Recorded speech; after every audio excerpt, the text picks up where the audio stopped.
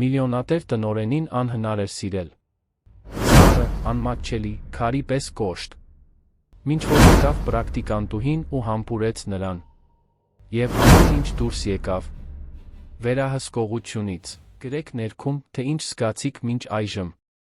Եվ չմոռանաք բաժանորդագրվել, այս պատմությունը կհուզի ձեզ։ Երանը մարդկանց կուլ տալու սովորություն ուներ։ Ոչ թե դաժան կամ բռնի կերպով, այլ այնպիսի անտարբերությամբ, որը բնորոշ է մեկին, ով այնքան մարդկանց է տեսել գալիս ու գնում, որ այլս ոչնչից չի զարմանում։ Ամեն օր հյուսիսային պողոտայով անցնող միլիոնավոր դեմքերից քչերն էին հետք թողնում։ Քչերին էին հիշում։ Եվ շատ քչերն էին վախ ներշնչում միայն իրենց գոյությամբ։ Դավիթ Մանուկյանը այդ շատ քչերից էր։ 38 տարեկանում նա ղեկավարում էր Մանուկյան Հոլդինգը, մի կոնգլոմերատ, որը միավորում էր ներդրումներ տեխնոլոգիաների, ենթակառուցվածքների, ֆինանսական շուկայի ոլորտներում։ 22 հարկանի հայելապատ շենքը գտնվում էր քաղաքի սրտում, վեհ, ինչպես ապակուց ու պողպատից կառուցված ամրոց։ Այնտեղ ամեն ինչ աշխատում էր վիրաբուժական ճշգրտությամբ։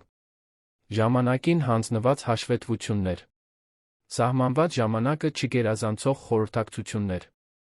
Աշխատակիցներ, որոնք հստակ գիտեին, որտեղ կարելի է ոտք դնել, որտեղ երբեք չհամարձակվել։ Եվ այս ամենի գագաթին 22-րդ հարկում մեկուսացած նա էր։ Դավիթը միայն սեփականատերը չէր։ Նա օրենքն էր։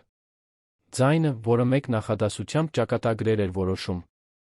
Հայացքը, որն առանց որևէ բան ասելու հույսեր էր կտրում։ Ոմանք ասում էին, որ նա այդպիսին է ծնվել, սառը հաշվենկատ, անկարող զգալու այն, ինչ զգում են սովորական մարդիկ։ Մյուսները կարծում էին, որ ինչ-որ բան է նրան փոխել, որ այդ զրահի հետում մի մարդ կա, որը մի ժամանակ այլ է եղել։ Բայց ոչ ոք հստակ չգիտեր։ Եվ ոչ ոք չէր համարձակվում հարցնել։ Ընկերությունում նրան անվանում էին անհնարին գլխավոր տնօրեն։ Իհարկե, միայն թիկունքից։ Որովհետև դեմ առ դեմ ոչ ոք խիզախություն չուներ։ Գոռոզ, ասում էին։ Անթափանց։ Միայնակ։ Անկարող կարեկցանք ցուցաբերելու կամ նույնիսկ ուրիշների մեջ մարդկայինը ճանաչելու։ Նրա ներկայությունը լռեցնում էր ամբողջ սենյակները։ Երբ նա մտնում էր խորհրդակցության, զրույցները մարում էին։ Երբ նրա ձայնն արձագանքում էր միջանցքներում, քայլերն արագանում էին։ Երբ նա հայացքը հառում էր որևէ մեկի վրա, այդ մարդն այնպիսի զգացողություն էր ունենում, կարծես իրեն վայրկյանների ընթացքում հետազոտում, գնահատում դեն են նետում։ Ոչ մի քարտուղարուհի 2 ամսից ավել չէր դիմանում։ Օգնականները տեղափոխություն էին խնդրում նույնիսկ առաջին ամբողջական հաշվետվությունից առաջ։ Փորձնակները խուսափում էին միջանցքներում նրա հետ հանդիպելուց, փոխելով ճանապարհը, ձացնելով, թե հեռախոսն են ստուգում, ամեն ինչ, միայն թե նրա հետ չառերեսվեին։ Բոլոր նրանք, ովքեր փորձել էին հմայել նրան, հաշվարկված ժպիտներով կամ տեղին հաճոյախոսություններով, հանձնվել էին։ Կամ դեն նետվել։ Նա տարածք չէր տալիս։ Հնարավորություն չէր տալիս։ Հույս չէր տալիս։ Եվ այսպես, Դավիթ Մանուկյանն ապրում էր։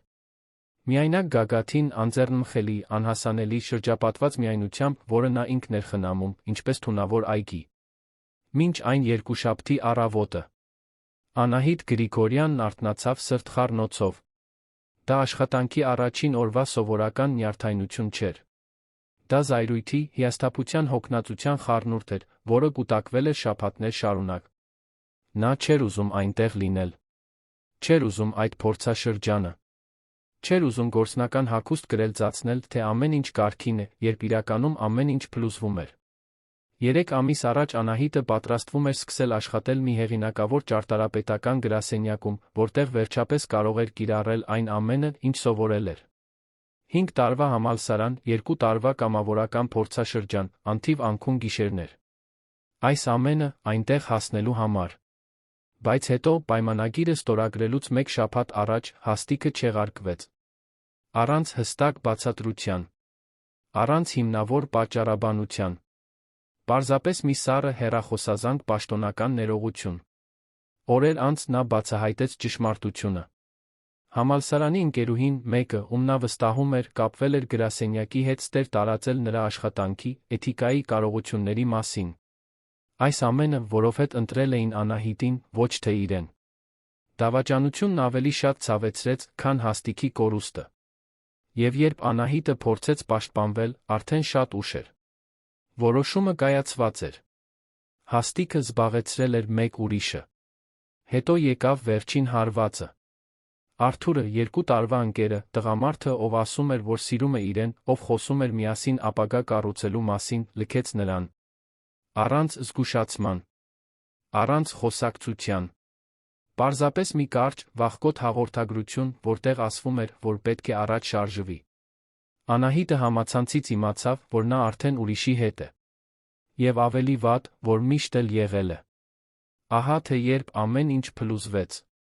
Անահիտը շաբաթներ շարունակ փակված մնաց այն բնակարանում, որը կիսում էր ավագ քրոջ Արմինեի հետ Սարյան փողոցի շրջակայքում։ Լացեց, մինչ արցունքներն սպառվեցին։ Կասկածի տակ դրեց ամեն ինչ։ Իր կարողությունները, իր ընտրությունները, իր արժեքը։ Արմինեն փորձում էր օգնել, բայց Անահիտը չափազանց խորն էր ընկղմվել լսելու համար։ Մինչ որ փողը սկսեց վերջանալ։ Եվ իրականությունը թակեց դուռը։ Աշխատանք էր պետք։ Ցանկացած աշխատանք։ Այդպես նա ընդունեց փորձաշրջանը Մանուկյան հոլդինգում։ Դա իր ոլորտը չէր։ Դա այն չէր, ինչի մասին երազում էր։ Բայց վճարում էին։ Եվ այդ պահին դա էր կարորը։ Երբ ստացավ զանգը, որը հաստատում էր իր ընդունվելը վարչական բաժին, Անահիտը ուրախություն չզգաց։ Թեթացում զգաց։ Այն դառը թեթացումը, որը զգում է նա, ով գիտի, որ պարզապես գոյատում է։ Եվ հիմա, այդ երկուշաբթի օրը, նա պատրաստվում էր մտնել մի վայր, որտեղ իրեն չէին ուզում։ Մի աշխատանքի, որը չէր ցանկանում։ Մի կյանք, որն այլս իրենը չէր ճանաչում։ Մանուկյան հոլդինգի շենքն անձամբ տեսնելիս էլ ավելի ահարկու էր։ Անահիտը բարձրացավ գլխավոր մուտքի աստիճաններով, անցավ պտտվող ապակե դռներով, հայտնվեց մի հսկայական նախասրահում, որն ամբողջությամբ պատված էր սպիտակ մարմարով, ոսկեգույն մանրամասներով։ Կենտրոնում կլոր ընդունարան կար, որտեղ անթերի հագնված 3 աշխատակցուհիներ պատասխանում էին հեռախոսազանգերին ուղղորդում այցելուներին։ Այնտեղ ամեն ինչ գոռում էր հաջողության, իշխանության, փողի մասին։ Եվ Անահիտն իրեն փոքր զգաց։ Նա ներկայացավ, ստացավ ժամանակավոր անցագիր, նրան ուղղորդեցին բարձրանալ 11-րդ հարկ, որտեղ գտնվում էր վարչական բաժինը։ Վերելակում, մենակ, նայեց սեփական արտացոլանքին հայելու մեջ։ Սպիտակ վերնաշապիկ, ստաբատ, շագանակագույն մազերը հավաքված պարզ հանգույցով։ Փորձեց ժպտալ, բայց ժպիտը նույնիսկ իրեն չհամոզեց։ Դռները բացվեցին։ Անահիտը խորը շունչ քաշեց, դուրս եկավ։ 11-րդ հարկը աշխատասենյակների, խորհրդակցությունների սենյակների, երկար միջանցքների լաբիրինթոս էր։ Ամեն ինչ շատ կազմակերպված էր, շատ մաքուր, շատ լուռ։ Մարդիկ կենտրոնացած աշխատում էին, ականջակալներով կամ թեքված աղյուսակների վրա։ Ոչ ոք նրա վրա չնայեց։ Ոչ ոք նրան չբարեց։ Անահիտը քայլեց, մինչ գտավ համակարգողի սենյակը, միջին տարիքի մի տղամարդու, անունը Ռուբեն, որը նրան ընդունեց ամուր ձեռքսեղմումով, պրոֆեսիոնալ ժպիտով։ Նա արագ բացատրեց նրա պարտականությունները, տվեց փաստաթղթերով թղթապանակ։ Ուղեկցեց նրան դեպի իր աշխատատեղը, սենյակի անկյունում գտնվող մի բաժանմունք, պատուհանի կողքին, որտեղից երում էր դրսի մոխրագույն քաղաքը։ Անահիտը շնորհակալություն հայտնեց, նստեց, միացրեց համակարգիչը։ Եվ այդպես սկսվեց նրա առաջին օրը։ Ժամերն դանդաղ էին անցնում։ Անահիտը դասավորում էր ֆայլերը, պատասխանում նամակներին, լրացնում հիմնական հաշվետվությունները։ Ոչինչ, որը ստեղծագործականություն կամ գիրք կպահանջեր։ Պարզապես մեխանիկական կրկնվող առաջադրանքներ, որոնք նրան ստիպում էին զգալ իրեն որպես մի պտուտակ հսկայական մեխանիզմի մեջ։ Կեսօրին, երբ համակարգողը թույլ տվեց ճաշի ընդմիջում, Անահիտը վերցրեց պայուսակը, դուրս եկավ։ Չէր ուզում ուտել ընկերության ճաշարանում։ Չէր ուզում ստիպողաբար զրուցել մարդկանց հետ, ում չէր ճանաչում։ Չէր ուզում ծածնել, թե ամեն ինչ կարգին է։ Այսպիսով, քայլեց կենտրոնի փողոցներով, մինչ գտավ մի փոքրիկ սրճարան, թաքնված 2 գործարար շենքերի մեջ։ Վայրը պարզ էր, փայտե սեղաններ, անհամաչափ աթոռներ, թարմ հացի ու եփած սուրճի հանգստացնող բույր։ Մարդ քիչ կար։ Կատարյալ։ Անահիտը կաթով սուրճ գաթա պատվիրեց, նստեց պատուհանի մոտ գտնվող մի անկյունում, վերջապես թույլ տվեց, որ ուսերը թուլանան։ Այնտեղ, կորպորատիվ հայացքներից հեռու, սպասումներից հեռու, նա կարող էր լինել պարզապես ինքը։ հոգնած, վիրավորված, կորած։ Եվ հենց այնտեղ, խոցելիության այդ պահին, ամեն ինչ սկսեց փոխվել։ Նա չնկատեց, որ մի քանի մետր հեռավորության վրա ինչ-որ մեկը նստած էր։ Միայնակ մի տղամարդ հակառակ պատին հենված սեղանի մոտ, թաքնված բաց գրքի գոլորշիացող սուրճի բաժակի հետում։ Նա այնտեղ էր նախքան Անահիտի գալը։ Եվ մնաց այնտեղ նույնիսկ նրա նստելուց հետո։ Անահիտը խորը հոգոց հանեց, մի քանի րոպե զբաղվեց հեռախոսով, հետո, կարծես այլս չդիմանալով, սկսեց խոսել ինքն իր հետ։ Ցածր, գրեթե շշուկով, բայց բավականաչափ բարձր, որպեսզի լսելի լինի նրան, ով ուշադիր է։ Խոսեց կորցրած հաստիքի մասին, ընկերուհու դավաճանության մասին, Արթուրի նրանց հարաբերությունների ստի մասին, աննպատակ, անուղղություն լինելու զգացողության մասին, մի աշխատանք ընդունելու մասին, որը չէր ուզում, միայն թե վերջնականապես չխորտակվեր, այլս երբեք նախկինը չլինելու վախի մասին, միայնության մասին, որն ավելի շատ էր ցավեցնում, քան որևէ այլ բան։ Նա պատասխան չէր սպասում, ոչ ոքի հետ չէր խոսում։ Դա պարզապես մի անկեղծ, ցավոտ արտահայտություն էր, ուղղված Երանի կենտրոնում գտնվող որևէ սրճարանի դատարկությանը։ Բայց ինչ-որ մեկը լսեց։ Մի քանի մետր հեռավորության վրա նստած, մի գրքի հետում թաքնված, որն արդեն րոպեներ շարունակ չէր կարդում, Դավիթ Մանուկյանը լսեց ամեն բառ։ Նա այդ օրը սովորականից շուտ էր դուրս եկել ընկերությունից, ինչը հազվադեպ էր պատահում, որոշել էր կանգ առնել այս սրճարանում, որտեղ տարիներ շարունակ լուռ այցելում էր։ Դա միակ վայրն էր, որտեղ ոչ ոք իրեն չէր ճանաչում, որտեղ ոչ ոք իրեն չէր անհանգստացնում, որտեղ կարող էր պարզապես գոյություն ունենալ, առանց անհնարին գլխավոր տնօրենի դիմակի։ Եվ հետո լսեց նրա ձայնը։ Դա խղճահարություն խնդրողի ձայն չէր։ Դա ուժեղ ծանալուց հոգնածի ձայն էր։ Եվ դրանում ինչ-որ բան հարվածեց նրան։ Ինչ-որ բան, որ նա չէր սպասում։ Ինչ-որ բան, որը ստիպեց այն զրահին, որը նա այդքան երկար կրում էր, սկսել ճաքել։ Դավիթը դանդաղ իջեցրեց գիրքը, բայց ուղիղ նրա վրա չնայեց։ Պարզապես կողքից նկատեց։ Հավաքված շագանակագույն մազեր, հոգնած աչքեր, բաժակը բռնած թեթակի դողացող ձեռքեր։ Նա կարծես փլուզման եզրին էր։ Եվ նա, անբացատրելիորեն, ցանկություն զգաց անելու մի բան, որը երբեք չէր անում։ Օգնել։ Բայց ոչինչ չարեց։ Պարզապես մնաց այնտեղ, լուռ լսելով, յուրաքանչյուր բառը կլանելով, ինչպես մեկը, ով պահում է իրեն չպատկանող գաղտնիքներ։ Եվ երբ նա վերջապես վեր կացավ, վճարեց հաշիվը դուրս եկավ, Դավիթը շարունակեց նստած մնալ։ Անշարժ, մտախոհ, անհանգիստ։ Նա չգիտեր նրա անունը։ Չգիտեր, ով է նա։ Բայց գիտեր, որ ինչ-որ բան փոխվել էր։ Իր ներսում։ Առանց թույլտվության, առանց տրամաբանության, առանց վերահսկողության։ Հաջորդ օրերին Անահիտն ընկղմվեց փորձաշրջանի առօրյայի մեջ։ Շուտ էր գալիս, կատարում իր առաջադրանքները, ժամանակին դուրս գալիս։ Ընկերներ չէր ձեռք բերում։ Չէր մասնակցում սուրճի շուրջ զրույցներին։ Չէր փորձում որևէ մեկին տպավորել։ Նա այնտեղ էր պարտականությունից ելնելով, ոչ թե ցանկությամբ։ Եվ բոլորը դա նկատում էին։ Բայց մի տարօրինակ բան սկսեց տեղի ունենալ։ Փոքր բաներ։ Գրեթե աննկատ։ Համակարգող Ռուբենը սկսեց ավելի հաճախ գովել նրան։ Գործընկերները, որոնք նախկինում անտեսում էին նրան, սկսեցին բարել միջանցքներում։ Մենեջերներից մեկը հարցրեց նրա կարծիքը մի հաշվետվության մասին, ինչը անսովոր էր փորձնակների համար։ Եվ այս բոլոր իրավիճակներում Անահիտը զգում էր, կարծես մի անտեսանելի ներկայություն հեշտացնում է իր ճանապարհը։ Նա չէր հասկանում։ Եվ ժամանակ չուներ հարցեր տալու։ Պարզապես շարունակում էր։ Մինչ այդ շաբաթվա հինգշաբթի օրը։ Անահիտն անցնում էր 12-րդ հարկի միջանցքով, որտեղ գնացել էր փաստաթղթեր վերցնելու, երբ բախվեց ինչ-որ մեկին։ Բառացիորեն։ Նա ցրված էր, նայում էր ձեռքի թղթապանակին, չտեսավ հակառակ ուղղությամբ եկող տղամարդուն։ Հարվածը թեթ էր, բայց բավական, որպեսզի նա սայթաքեր։ Նախքան ընկնելը, մի ամուր ձեռք բռնեց նրա թից։ Մյուսը՝ գոտկատեղից։ Անահիտը բարձրացրեց դեմքը, պատրաստ ներողություն խնդրելու, սառեց։ Նրան նայող աչքերը մուգ էին, խորը, թափանցող։ Դեմքը անկյունային, լուրջ, քարից կերտված թվացող արտահայտությամբ։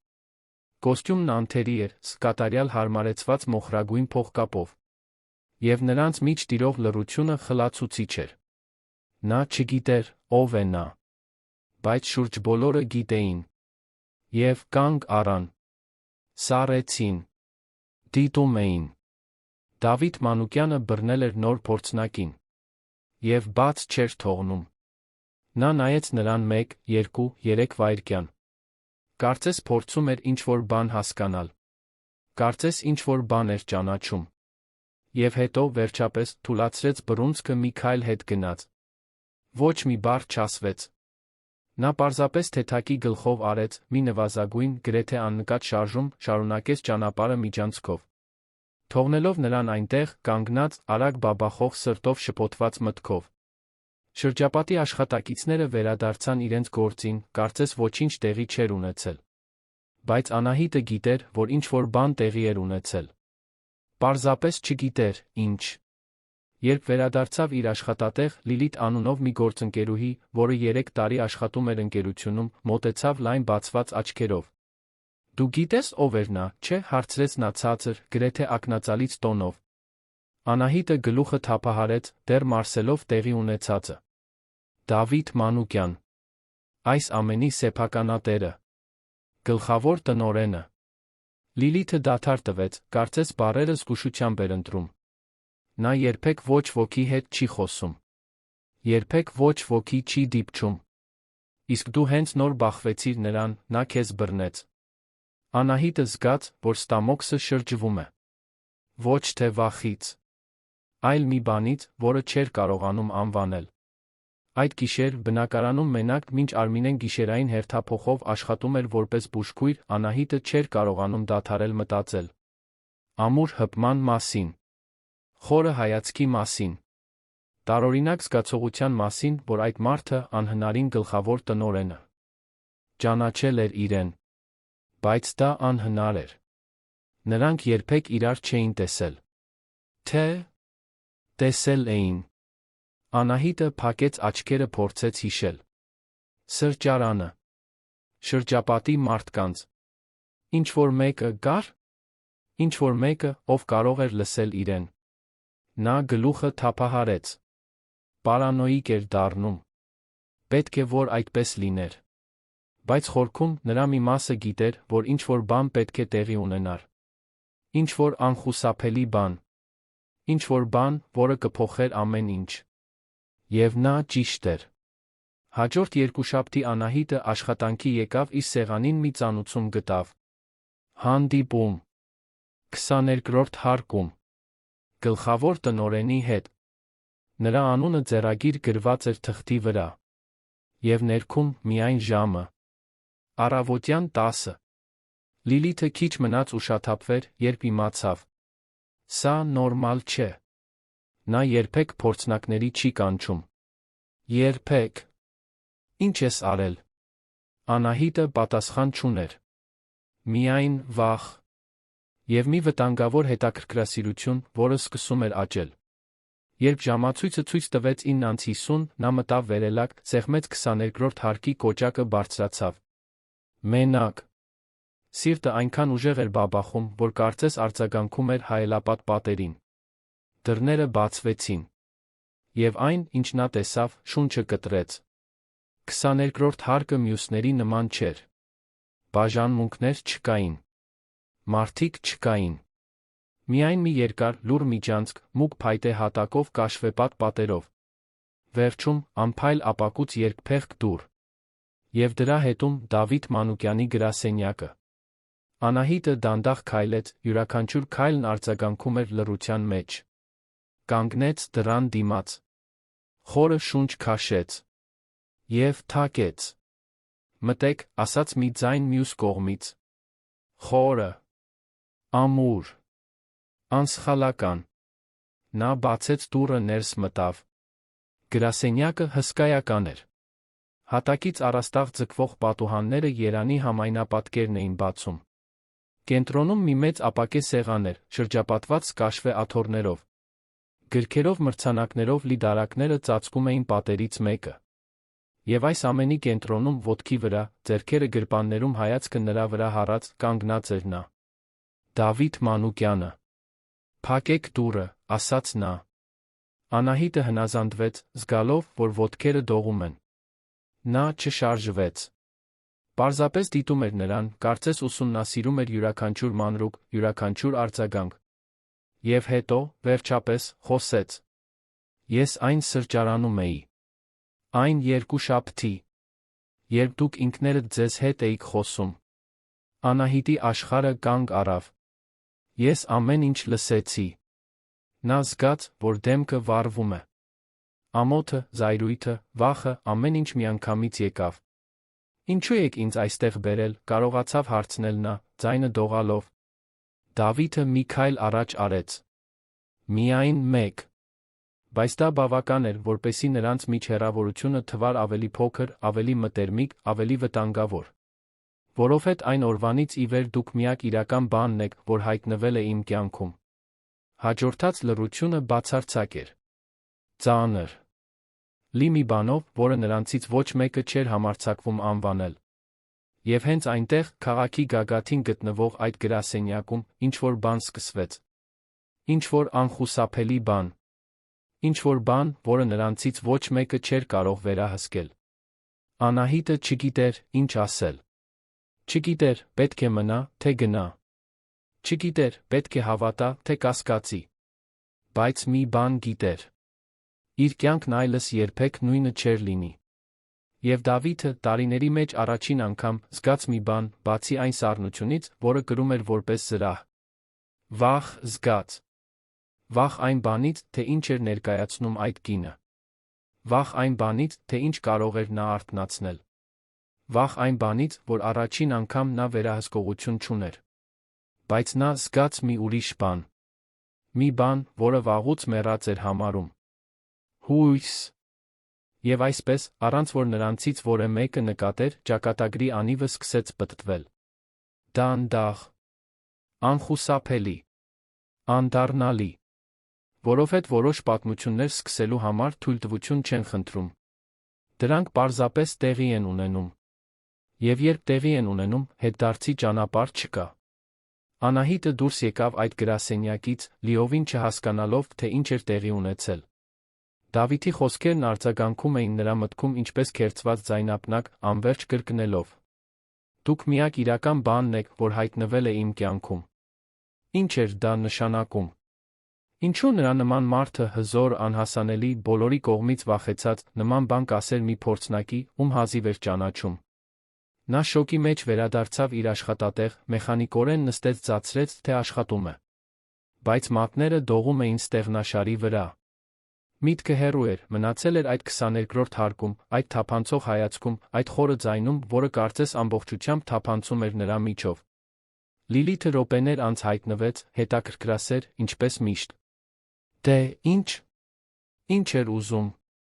Անահիտը տատանվեց։ Չէր կարող ճշմարտությունն ասել։ Նույնիսկ չգիտեր, արդյոք ճշմարտություն կար ասելու։ Պարզապես իմ աշխատանքի վերաբերյալ հարցեր ուներ։ Ոչ մի առանձնահատուկ բան։ Լիլիթը հոնքը բարձրացրեց, ակնհայտորեն կասկածելով, բայց չպնդեց։ Պարզապես թեթակի խփեց Անահիտի ուսին վերադարձավ իր սեղանին։ Բայց Անահիտը գիտեր, որ սուտը նույնիսկ իրեն չէր համոզել։ Հաջորդ օրերը տարօրինակ էին։ Անահիտին այլս չկանչեցին 22-րդ հարկ։ Դավիթից նամակներ չստացավ։ Միջանցքներում նոր հանդիպումներ չեղան։ Կարծես այդ խոսակցությունը երբեք տեղի չէր ունեցել։ Կարծես նա ասել էր այն, ինչ պետք էր ասել, հետո պարզապես անհետացել։ Բայց նա զգում էր։ Զգում էր, որ նա այնտեղ է, նույնիսկ անտեսանելի։ Որոշ մենեջերների ավելի երկար հայացքներում, երբ անցնում էին նրա կողքով։ Փոքր հեշտություններում, որոնք սկսեցին հայտնվել նրա աշխատանքում։ Հրահանգներում, որոնք միշտ ավելի պարզ, ավելի բարի էին գալիս, կարծես ինչ-որ մեկը մարդկանց հանձնարարել էր նրա հետ այլ կերպ վարվել։ Անահիտը փորձում էր անտեսել։ Փորձում էր կենտրոնանալ միայն իր առաջադրանքների վրա, գոյատել մեկ օր, մեկ շաբաթ։ Բայց անհնար էր չմտածել։ Անհնար էր չհարցնել, թե ինչ է ուզում Դավիթ Մանուկյանն իրենից։ Եվ ավելի վատ, անհնար էր չխոստովանել, որ իր մի փոքր վտանգավոր մասը ցանկանում էր բացահայտել։ Մի 5 շաբթի, այդ հանդիպումից 2 շաբաթ անց, ամեն ինչ նորից փոխվեց։ Անահիտը ընկերության ճաշարանում էր, մենակ, ինչպես միշտ, մի սկուտեղ ուտելիքով, որին հազիվ էր դիպչում։ Շուրջբոլորը աշխատակիցների խմբեր աշխույժ զրուցում էին, ծիծաղում, բամբասում, ապրում իրենց կյանքով։ Իսկ նա այնտեղ, մեկուսացած, ինչպես կղզի օվկիանոսի մեջ։ Հանկարծ կողքին մի ներկայություն զգաց։ Կարող եմ նստել։ Նա բարձրացրեց դեմքը, տեսավ մի երիտասարդ տղամարդու, գուցե 30 տարեկան, շիկահեր մազերով, հեշտ ժպիտով, լավ կոստյումով։ Նա սկուտեղ էր բռնել, նայում էր նրան բարեկամական, գրեթե հրավիրող արտահայտությամբ։ Անահիտը տատանվեց, բայց գլխով արեց, որ այո։ Նա նստեց, ձեռքը մեկնեց։ Տիգրան Ավետիսյան։ Աշխատում եմ մարքեթինգի բաժնում։ Անահիտը սեղմեց նրա ձեռքը, դեռ կասկածամտորեն։ Անահիտ Գրիգորյան։ Փորձաշրջան վարչական բաժնում։ Տիգրանը ժպտաց։ Գիտեմ։ Մի քանի անգամ տեսել եմ ձեզ այստեղ։ Միշտ մենակ։ Մտածեցի, գուցե ընկերակցություն եք ուզում։ Նրա տոնի մեջ ինչ-որ բան կար, որ անկեղծ էր թվում։ Բայց նա ինչ-որ բան կար, որ անհանգստացնում էր Անահիտին։ Մի նուրբ համառություն։ Մի հետաքրքրություն, որը կարծես պարզ քաղաքավարությունից։ Այն կողմ էր։ Նրանք զրուցեցին ճաշի ընթացքում։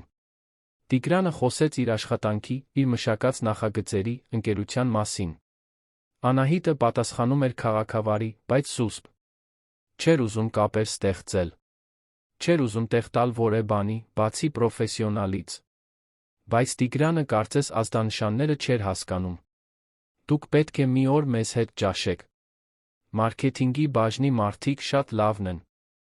Լավ կլիներ, որ այստեղ ընկերներ ձեռք բերեիք։ Անահիտը շնորհակալություն հայտնեց, բայց չպարտավորվեց։ Եվ երբ ճաշն ավարտվեց, նա արագ հրաժեշտ տվեց, վերադարձավ իր աշխատատեղ, զգալով աճող անհարմարավետություն։ Այն, ինչ նա չգիտեր, այն էր, որ ինչ-որ մեկը ամեն ինչ դիտել էր։ Դավիթն այդ կեսօրին 13-րդ հարկում էր, ֆինանսական տնօրենների հետ խորհրդակցության։ Խորհրդակցությունների սենյակն ապակե պատ ուներ, որը նայում էր ճաշարանին մի քանի հարկ ներք։ Եվ մինչ տնօրենները թվեր ու կանխատեսումներ էին ներկայացնում, Դավիթը ներք էր նայում։ Եվ տեսավ Անահիտին, մենակ նստած։ Տեսավ Տիգրանին, մոտենալիս։ Տեսավ խոսակցությունը։ Տեսավ նրա ժպիտը, այն ձը, թե ինչպես էր նա չափազանց մոտ թեքվում։ Եվ զգաց մի բան, որը չէր սպասում։ Մի բան, որը տարիներ շարունակ չէր զգացել։ Խանդ։ Դա ռացիոնալ չէր։ Իմաստ չուներ։ Նա հազիվ էր ճանաչում այդ կնոջը։ Մի քանի բառ էին փոխանակել։ Ոչինչ չունեին։ Եվ այնուամենայնիվ նրան ուրիշ տղամարդու հետ տեսնելը, նույնիսկ թվացյալ անմեղ խոսակցության մեջ, նրա մեջ արթնացրեց մի լուր կատաղություն, որը վախեցրեց նրան։ Նա ուշադրությունը վերադարձրեց խորհրդակցությանը, բայց միտքը հեռու էր։ Եվ երբ հանդիպումն ավարտվեց, Դավիթը որոշում կայացրեց։ Պետք էր ինչ-որ բան անել։ Պետք էր գործել։ Նախքան լիովին կորցնելը վերահսկողությունը։ Հաջորդ առավոտ Անահիտն իր փոստարկղում մի նամակ գտավ։ Ուղարկողը Ռուբենն էր, վարչական բաժնի համակարգողը։ Թեման ասում էր միայն նոր նշանակում։ Նա բացեց սիրտը սեղմված։ Անահիտ, այսօրվանից դուք ժամանակավորապես կտեղափոխվեք, աջակցելու Հորիզոն նախագծին, ընկերության ռազմավարական նախաձեռնությանը, որը ներառում է բազմաթիվ բաժիններ։ Դուք ուղղակիորեն կաշխատեք ղեկավար թիմի հետ։ Ավելի շատ տեղեկություններ կտրվեն ժամը 10-ին կայանալիք խորհրդակցության ժամանակ 18-րդ հարկի կոնֆերանսների սրահում։ Ռուբեն։ Անահիտը նամակը 3 անգամ կարդաց։ Հորիզոն նախագիծ։ Ղեկավար թիմ։ Նա ընդամենը փորձնակ էր։ Ինչու իրեն կընտրեին նման բանի համար։ Լիլիթը, որը նամակը կարդացել էր Անահիտի ուսի վրայով, աչքերը լայն բացեց։ Դու վստահ ես, որ ոչ մի առանձնահատուկ բան չես արել։ Որովհետև սա շատ տարօրինակ է։ Անահիտը չպատասխանեց։ Պարզապես վերցրեց մի տետր, գրիչ գնաց։ 18-րդ հարկի կոնֆերանսների սրահը ընդարձակ ու ժամանակակից էր, երկար ապակե սեղանով, շրջապատված էրգոնոմիկ աթոռներով։ Երբ Անահիտը ներս մտավ, արդեն մի քանի մարդ նստած էր։ Մենեջերներ, համակարգողներ, ավագ վերլուծաբաններ։ Բոլորը շատ ավելի փորձառու, քան նա։ Եվ սեղանի կենտրոնում ոտքի վրա, ձեռքերը խաչած անընթեռնելի արտահայտությամբ կանգնած էր Դավիթ Մանուկյանը։ Անահիտը սառեց մուտքի մոտ։ «Մտեք փակեք դուռը», ասաց նա, ուղիղ նրա վրա չնայելով։ Նա հնազանդվեց, զգալով, որ բոլոր հայացքներն ուղղված են իրեն։ Ընտրեց մի աթոռ անկյունում, Դավիթից հեռու, լուռ նստեց։ Խորհրդակցությունը սկսվեց։ Դավիթը բացատրեց «Հորիզոն» նախագիծը։ Դա հավակնոտ նախաձեռնություն էր, որի նպատակն էր ընդլայնել Մանուկյան հոլդինգի գործունեությունը միջազգային շուկայում, կենտրոնանալով կայուն տեխնոլոգիաների վրա։ Դա 6-ամսյա նախագիծ էր լինելու, որը ներառում էր հետազոտություն, մշակում, բանակցություններ, ներկայացումներ ներդրողներին։ Սենյակում գտնվող յուրաքանչյուր մարդ ուներ հատուկ գործառույթ։ Եվ երբ Դավիթը հասավ Անահիտի անվանը, նա զգաց, որ ստամոքսը շրջվում է։ Անահիտ Գրիգորյանը պատասխանատու կլինի նախագծի ամբողջ փաստաթղթաշրջանառության կազմակերպման, ժամկետների պահպանման ապահովման բաժինների միջ հաղորդակցության կամուրջ լինելու համար։ Նա ուղղակիորեն կզեկուցի ինձ։ Լռություն։ Բոլորը նայեցին Անահիտին զարմանքի կասկածի խառնուրդով։ Փորձնակը ուղղակիորեն զեկուցում է գլխավոր տնօրենին։ Դա աննախադեպ էր։ Եվ պոտենցիալ պայթյունավտանգ։ Անահիտն ուզում էր բողոքել։ Ուզում էր ասել, որ պատրաստ չէ, որ չի հասկանում, թե ինչու է ընտրվել։ Բայց Դավիթի արտահայտությունը հարցերի տեղ չէր թողնում։ Եվ նա, մի պատճառով, որը չէր հասկանում, լուռ մնաց։ Խորհրդակցությունը շարունակվեց։ Առաջադրանքները բաշխվեցին, ժամկետները սահմանվեցին, պատասխանատվությունները նշանակվեցին։ Եվ երբ ամեն ինչ ավարտվեց, մարդիկ արագ դուրս եկան, իրար մեջ շշնջալով։ Անահիտը մնաց վերջինը, դանդաղ հավաքելով իրերը, փորձելով մարսել այն, ինչ հենց նոր տեղի էր ունեցել։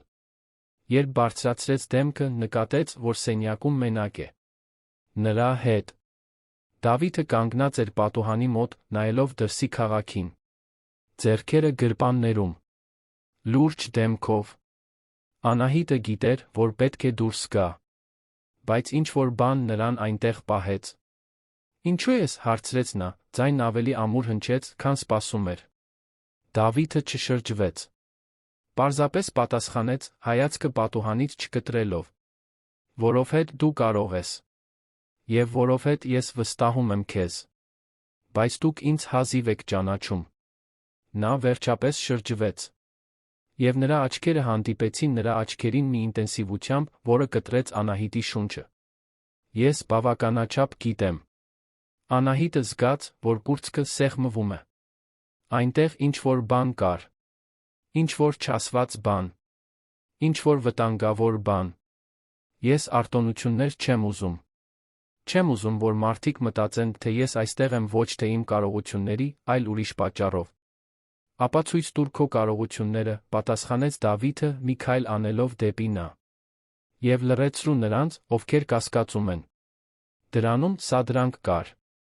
Բայց նա վստահություն կար։ Եվ Անահիտը ամիսների մեջ առաջին անգամ մի կայծ զգաց։ Փոքր, բայց իրական։ Լավ, ասաց նա։ Ես դա կանեմ։ Դավիթը գլխով արեց։ Եվ մի վայրկյան, գրեթե աննկատ, նրա շուրթերը ուրվագծեցին մի բան, որը կարող էր ժպիտ լինել։ Հաջորդ շաբաթներին Անահիտն ընկղմվեց «Հորիզոն» նախագծի մեջ։ Աշխատում էր 12, երբեմն 14 ժամ օրական։ Կազմակերպում էր փաստաթղթեր, նշանակում հանդիպումներ, միջնորդում խոսակցություններ բաժինների միջ, որոնք հազիվ էին շփվում։ Դա հյուծիչ էր։ Դա դժվար էր։ Բայց նա թարմացնող էր։ Ճարտարապետական գրասենյակում հաստիքը կորցնելուց հետո առաջին անգամ Անահիտը զգում էր, որ անում է մի բան, որը կարևոր է։ Որ արժեք ունի։ Եվ կամաց-կամաց նա սկսեց շահել թիմի հարգանքը։ Մարդիկ դադարեցին նրան տեսնել որպես պարզապես փորձնակ։ Սկսեցին նրան տեսնել որպես նախագծի էական մաս։ Եվ Դավիթը ամեն ինչ դիտում էր։ Հեռվից, բայց միշտ ներկա։ Նա հաճախ էր նրան կանչում մասնավոր հանդիպումների, միշտ նախագծի որևէ մանրուք քննարկելու պատրվակով։ Բայց Անահիտը նկատում էր, որ ավելին կա։ Խոսքերի միջ դադարներում, հայացքներում, որոնք մի վայրկյան ավել էին մնում։ Այն ձի մեջ, թե ինչպես էր նա հարցնում, արդյոք նա լավ է, արդյոք օգնության կարիք ունի, արդյոք չի գերծանրաբեռնվում։ Հոգատարություն կար։ Եվ դա նրան վախեցնում էր։ Որովհետև Անահիտը գիտեր, որ սկսում է ինչ-որ բան զգալ։ Ինչ-որ բան, որ չպետք է։ Ինչ-որ բան, որը պրոֆեսիոնալից այն կողմ էր։ Եվ ամեն անգամ, երբ Դավիթը մոտ էր, նա զգում էր, որ սիրտը արագանում է։ Ամեն անգամ, երբ նա ասում էր նրա անունը, ինչ-որ բան նրա ներսում տաքանում էր։ Եվ ամեն անգամ, երբ նրանց մատները պատահաբար դիպչում էին փաստաթղթեր փոխանակելիս, նա զգում էր, որ էլեկտրական հոսանք է անցնում իր մարմնով։ Դա վտանգավոր էր։ Դա սխալ էր։ Բայց դա իրական էր։ Եվ հետո եկավ այն օրը։ Ուրբաթ երեկո էր։ Աշխատակիցների մեծ մասն արդեն գնացել էր։ 18-րդ հարկը դատարկ էր, լուռ։ Անահիտը կոնֆերանսների սրահում էր, թղթեր էր դասավորում, երբ իր հետից քայլերի ձայն լսեց։ Դավիթն էր։ Դեռ այստեղ ես, ասաց նա, հենվելով դռանը։ Անահիտը չշրջվեց։ Պարզապես շարունակեց դասավորել փաստաթղթերը։ Գրեթե վերջացնում եմ։ Նա մտավ սենյակ, փակեց դուռը իր հետից։ Անահիտը զգաց, որ օդը ծանրացավ։ Դու շատ ես աշխատել։ Դա այն է, ինչ պետք է արվի։ Դավիթը քայլեց դեպի սեղանը, կանգնեց նրա հակառակ կողմում։ Եվ վերջապես, Անահիտը բարձրացրեց դեմքը։ Նրա աչքերն այլ էին։ Ավելի քիչ վերահսկվող։ Ավելի քիչ սառը։ Այնտեղ ինչ-որ բան կար, որ նա երբեք չէր տեսել։ Ինչ-որ մարդկային բան։ Ինչու ես դա անում, հարցրեց նա ցածր։ Ինչ անում։ Ինձ ստիպում զգալ։ Անահիտը սառեց։ Դավիթը շրջանցեց սեղանը։ Դանդաղ։ Յուրաքանչյուր քայլն արձագանքում էր լռության մեջ։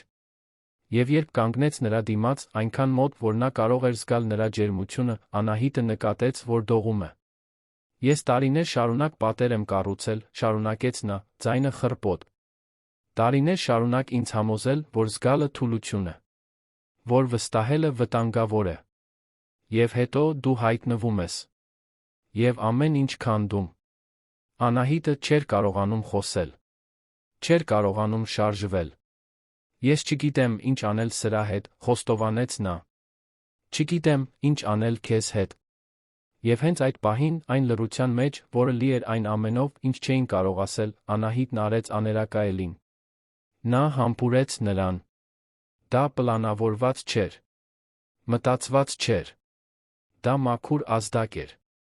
Նա բարձրացավ ոտքերի ծայրերին, երկու ձեռքով բռնեց նրա դեմքը, շուրթերը սեղմեց նրա շուրթերին։ Ուժեղ։ Հուսահատ։ Ինչպես մեկը, ով իրեն ժայռից ցած է նետում, չիմանալով, արդյոք անվտանգության ցանց կա։ Դավիթը մի վայրկյան անշարժ մնաց։ Զարմացած։ Զինաթափված։ Եվ հետո, ինչ-որ բան նրա ներսում զիջեց։ Նա քաշեց նրան իրեն մոտ, գրկեց պատասխանեց համբույրին մի ինտենսիվությամբ, որը վախեցրեց երկուսին էլ։ Կարծես տարիների զսպվածություն միանգամից պայթեց։ Տարիների միայնություն, սառնություն, վախ, ամեն ինչ լուծվում էր այդ հպման մեջ։ Երբ վերջապես բաժանվեցին, շնչակտուր, Անահիտը Դավիթի աչքերում տեսավ մի բան, որը երբեք չէր սպասել տեսնել։ Խոցելիություն։ Բայց նախքան որևէ բան ասելը, միջանցքում քայլերի ձայն լսեցին։ Անահիտն արագ հետ քաշվեց, ուղղելով վերնաշապիկը, մազերը, փորձելով վերականգնել հանգստությունը։ Դավիթը երկու քայլ հետ գնաց, վերադառնալով իր կոշտ, վերահսկվող կեցվածքին։ Դուռը բացվեց։ Անվտանգության աշխատակիցն էր, բարեկություն էր անում։ Բարի երեկո, պարոն Մանուկյան։ Տիկին, ասաց նա, գլխով արեց շարունակեց։ Երբ դուռը նորից փակվեց, լռությունը վերադարձավ։ Բայց հիմա այն այլ էր։ Լի։ Լարված։ Անահիտը վերցրեց պայուսակը, խուսափեց Դավիթին նայելուց։ Ես պետք է գնամ։ Նա դուրս եկավ, նախքան Դավիթը կկարողանար պատասխանել։ Անցավ միջանցքով, մտավ վերելակ, սեղմեց առաջին հարկի կոճակը։ Եվ միայն երբ դռները փակվեցին, թույլ տվեց, որ արցունքները հոսեն։ Ոչ թե տխրությունից, այլ վախից։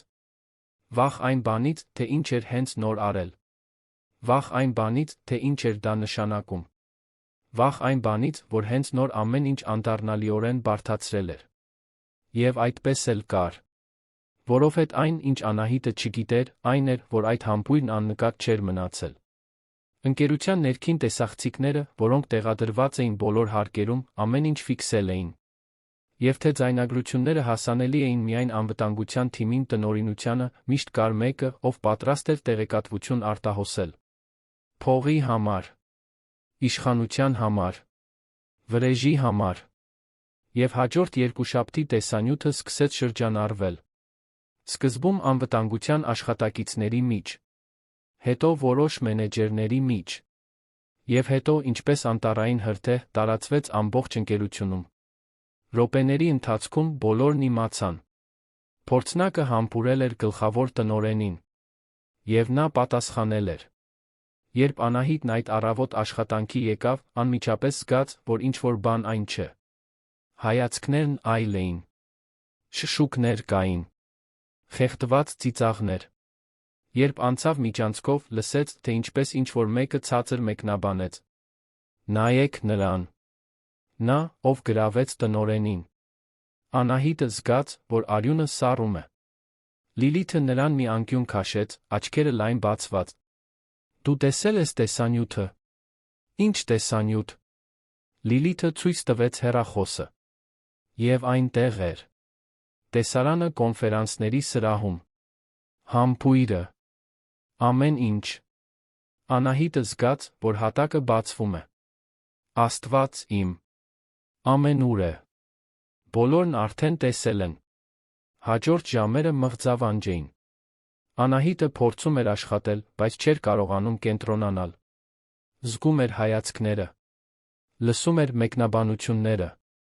Եվ ավելի վատ, տեսնում էր դատապարտումը։ Կանայք նրան նայում էին արհամարհանքով։ Տղամարդիկ, անհարգալից հետաքրքրությամբ։ Եվ բոլորը, բացարձակապես բոլորը, եզրակացություններ էին անում։ Նա չգիտեր, ինչ անել։ Չգիտեր, պետք է փնտրի Դավիթին, պետք է հրաժարական տա, թե պարզապես անհետանա։ Բայց նախքան որևէ որոշում կայացնելը, նրան կանչեցին։ Նորից։ 22-րդ հարկ։ Եվ այս անգամ, երբ մտավ Դավիթի գրասենյակ, նա մենակ չէր։ 3 տնօրեն ներկա էր։ Եվ բոլորի արտահայտությունը լուրջ էր։ Տիկին Գրիգորյան, սկսեց նրանցից մեկը, մարդկային ռեսուրսների տնօրենը։ Մենք այստեղ ենք, քննարկելու մի նուրբ իրավիճակ։ Անահիտը զգաց, որ ոտքերը թուլանում են։ Բայց Դավիթը, որը մինչ այդ լուռ էր, ձեռքը բարձրացրեց։ Կարող եք դուրս գալ։ Տնօրենները նայեցին նրան, շփոթված։ Պարոն Մանուկյան, մենք պետք է, ես ասացի, կարող եք դուրս գալ։ Հիմա։ Վիճաբանության տեղ չկար։ Երեքն էլ վեր կացան, տեսանելիորեն դժգոհ դուրս եկան։ Թողնելով Դավիթին Անահիտին մենակ։ Նորից։ Դավիթը սպասեց, մինչ դուռը փակվեց։ Հետո վերջապես նայեց նրան։ Եվ առաջին անգամ Անահիտը վախ տեսավ նրա աչքերում։ Ոչ թե իր համար, այլ նրա։ Ես կլուծեմ սա, ասաց նա։ Ես կստիպեմ, որ այս տեսանյութն անհետանա։ Ես կապահովեմ, որ ոչ ոք քեզ չդատապարտի մի բանի համար, որը նա իմ պատասխանատվությունն էր։ Անահիտը գլուխը թափահարեց, արցունքները վերջապես հոսեցին։ Իմաստ չունի։ Վնասն արդեն հասցված է։ Բոլորն արդեն տեսել են։ Բոլորն արդեն դատապարտել են։ Ապա ես կփոխեմ պատմությունը, հակադարձեց Դավիթը մոտենալով։ Ես քեզ պաշտոնի բարձրացում կտամ։ Պաշտոնապես։ Հիմնվելով այն բացառիկ աշխատանքի վրա, որ դու արել ես Հորիզոն նախագծում։ Ես բոլորին ցույց կտամ, որ դու արժանի ես այստեղ լինելու։ Բայց դա միայն կվատթարացնի իրավիճակը, բղավեց Անահիտը։ Կասեն, որ դա համբույրի պատճառով էր։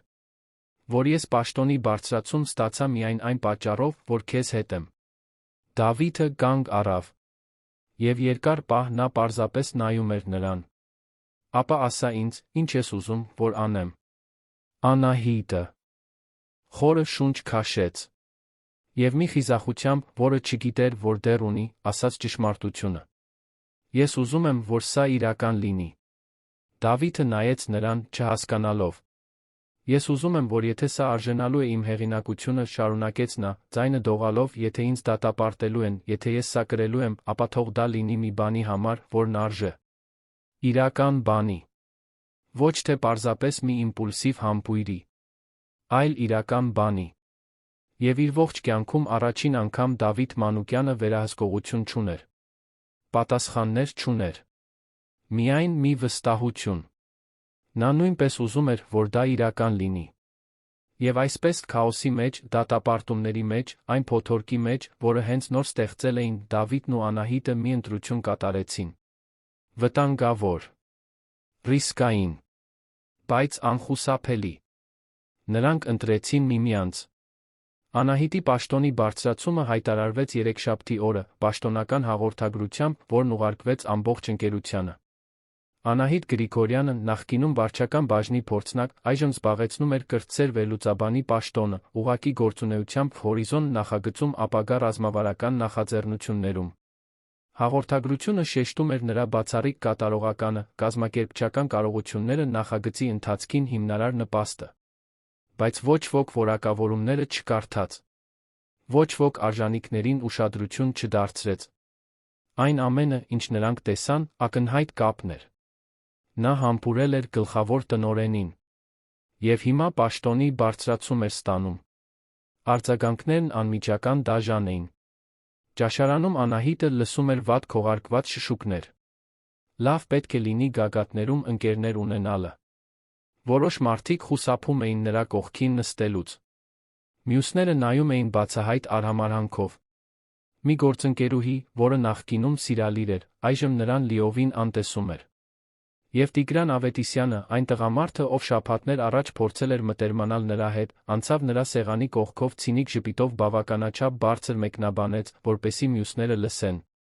Մարդիկ կան, որ սանդուղքով են բարձրանում։ Եվ մարդիկ կան, որ ուրիշ ծով են բարձրանում։ Անահիտը գուլ տվեց արցունքները։ Գլուխը բարձր պահեց։ Եվ շարունակեց աշխատել։ Բայց գիշերը, բնակարանում մենակ, փլուզվում էր։ Արմինեն, նրա քույրը, փորձում էր մխիթարել նրան։ Դու ոչ մի սխալ բան չես արել։ Դու քրտնաջան աշխատել ես։ Դու արժանի ես այս պաշտոնի բարձրացմանը։ Բայց ոչ ոք դրան չի հավատում, պատասխանում էր Անահիտը, կարմրած աչքերով։ Բոլորը կարծում են, որ դա նրա պատճառով էր։ Եվ գուցե ճիշտ են։ Արմինեն բռնեց քրոջ ձեռքերը։ Դու իսկապես կարծում ես, որ նա քեզ պաշտոնի բարձրացում տվեց միայն մի համբույրի պատճառով։ Անահիտը չպատասխանեց։ Որովհետև խորքում նա նույնպես կասկածներ ուներ։ Դավիթը իր հերթին իր սեփական մարտերն էր մղում։ Տնօրենները կասկածի տակ էին դնում նրա որոշումը։ Ոմանք բացահայտ, մյուսները մասնավոր խոսակցություններում։ Շշուկներ կային շահերի բախման, ֆավորիտիզմի, ընկերության իմիջը խաթարելու մասին։ Նա անտեսում էր։ Բայց գիտեր, որ չի կարող հավերժ անտեսել։ Վարչական խորհրդի հետ լարված հանդիպման ժամանակ ամենահին անդամներից մեկը, Արամ Սահակյան անունով մի մարդ, հարցը ուղղակիորեն բարձրացրեց։ Պարոն Մանուկյան, ամբողջ հարգանքով, այս պաշտոնի բարձրացումը հարցեր է առաջացնում։ Տիկին Գրիգորյանը ընդամենը ամիսներ է այստեղ։ Կան տարիների փորձ ունեցող աշխատակիցներ, որոնք դեռ նման հնարավորություն չեն ստացել։ Ինչպես ենք սա արդարացնում։ Դավիթը նայեց նրան, անվրդով։ Արդարացնում ենք արդյունքներով։ Հորիզոն նախագիծը ժամանակացույցից առաջ է ընկնում։ Բաժինների միջ հաղորդակցությունը զգալիորեն բարելավվել է։ Եվ դա, մեծ մասամբ, նրա աշխատանքի շնորհիվ է։ Բայց արտաքին տեսքը, ինձ չի հետաքրքրում արտաքին տեսքը, կտրեց Դավիթը, ձայնը սառը։ Ինձ հետաքրքրում են արդյունքները։ Եվ Անահիտը դրանք ապահովում է։ Հաջորդած լռությունը ծանր էր։ Բայց Արամը չհանձնվեց։ Այնուամենայնիվ, խելամիտ կլիներ հեռավորություն պահպանել։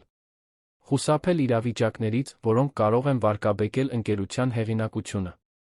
Եվ ձերը։ Դավիթը վեր կացավ, ավարտելով հանդիպումը։ Շնորհակալ եմ անհանգստության համար։ Բայց իմ որոշումները մնում են ուժի մեջ։ Նա դուրս եկավ, նախքան որը մեկը կկարողանար պատասխանել։ Բայց ներսում գիտեր, որ ճնշումը նոր է սկսվում։ Եվ հետո, մի հինգշաբթի կեսօրին, ամեն ինչ վատթարացավ։ Անահիտն իր նոր աշխատատեղում էր, այժմ 18-րդ հարկի մասնավոր սենյակում, երբ նրան այցելեց Լիլիթը։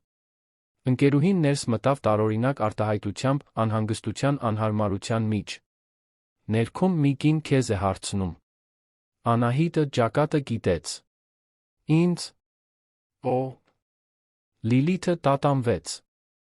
Նա ասաց, որ Դավիթի ընկերուհին է։ Եվ որ պետք է խոսի քեզ հետ։ Անահիտի ստամոքսը շրջվեց։ Նա իջավ ընդունարան, որտեղ գտավ մի էլեգանտ կնոջ կատարյալ սանրված շիկահեր մազերով, հագին բեժ գործնական կոստյում, որը հավանաբար ավելի թանկ արժեր, քան Անահիտի ամսական աշխատավարձը։ Նա ժպտում էր։ Բայց ժպիտը չէր հասնում աչքերին։ Դուք պետք է Անահիտը լինեք։ Կինը ձեռքը մեկնեց։ Սոֆյա Դանիելյան, Դավիթի նախկին նշանածը։ Անահիտը սեղմեց նրա ձեռքը, զգալով, որ սարսուռ է անցնում ողնաշարով։ Նախկին նշանածը։ Սոֆյան ցածրաձայն ծիծաղեց։ Նա չի պատմել։ Ինչքան հարմար է։ Տես, ես չեմ ուզում քո ժամանակը խլել։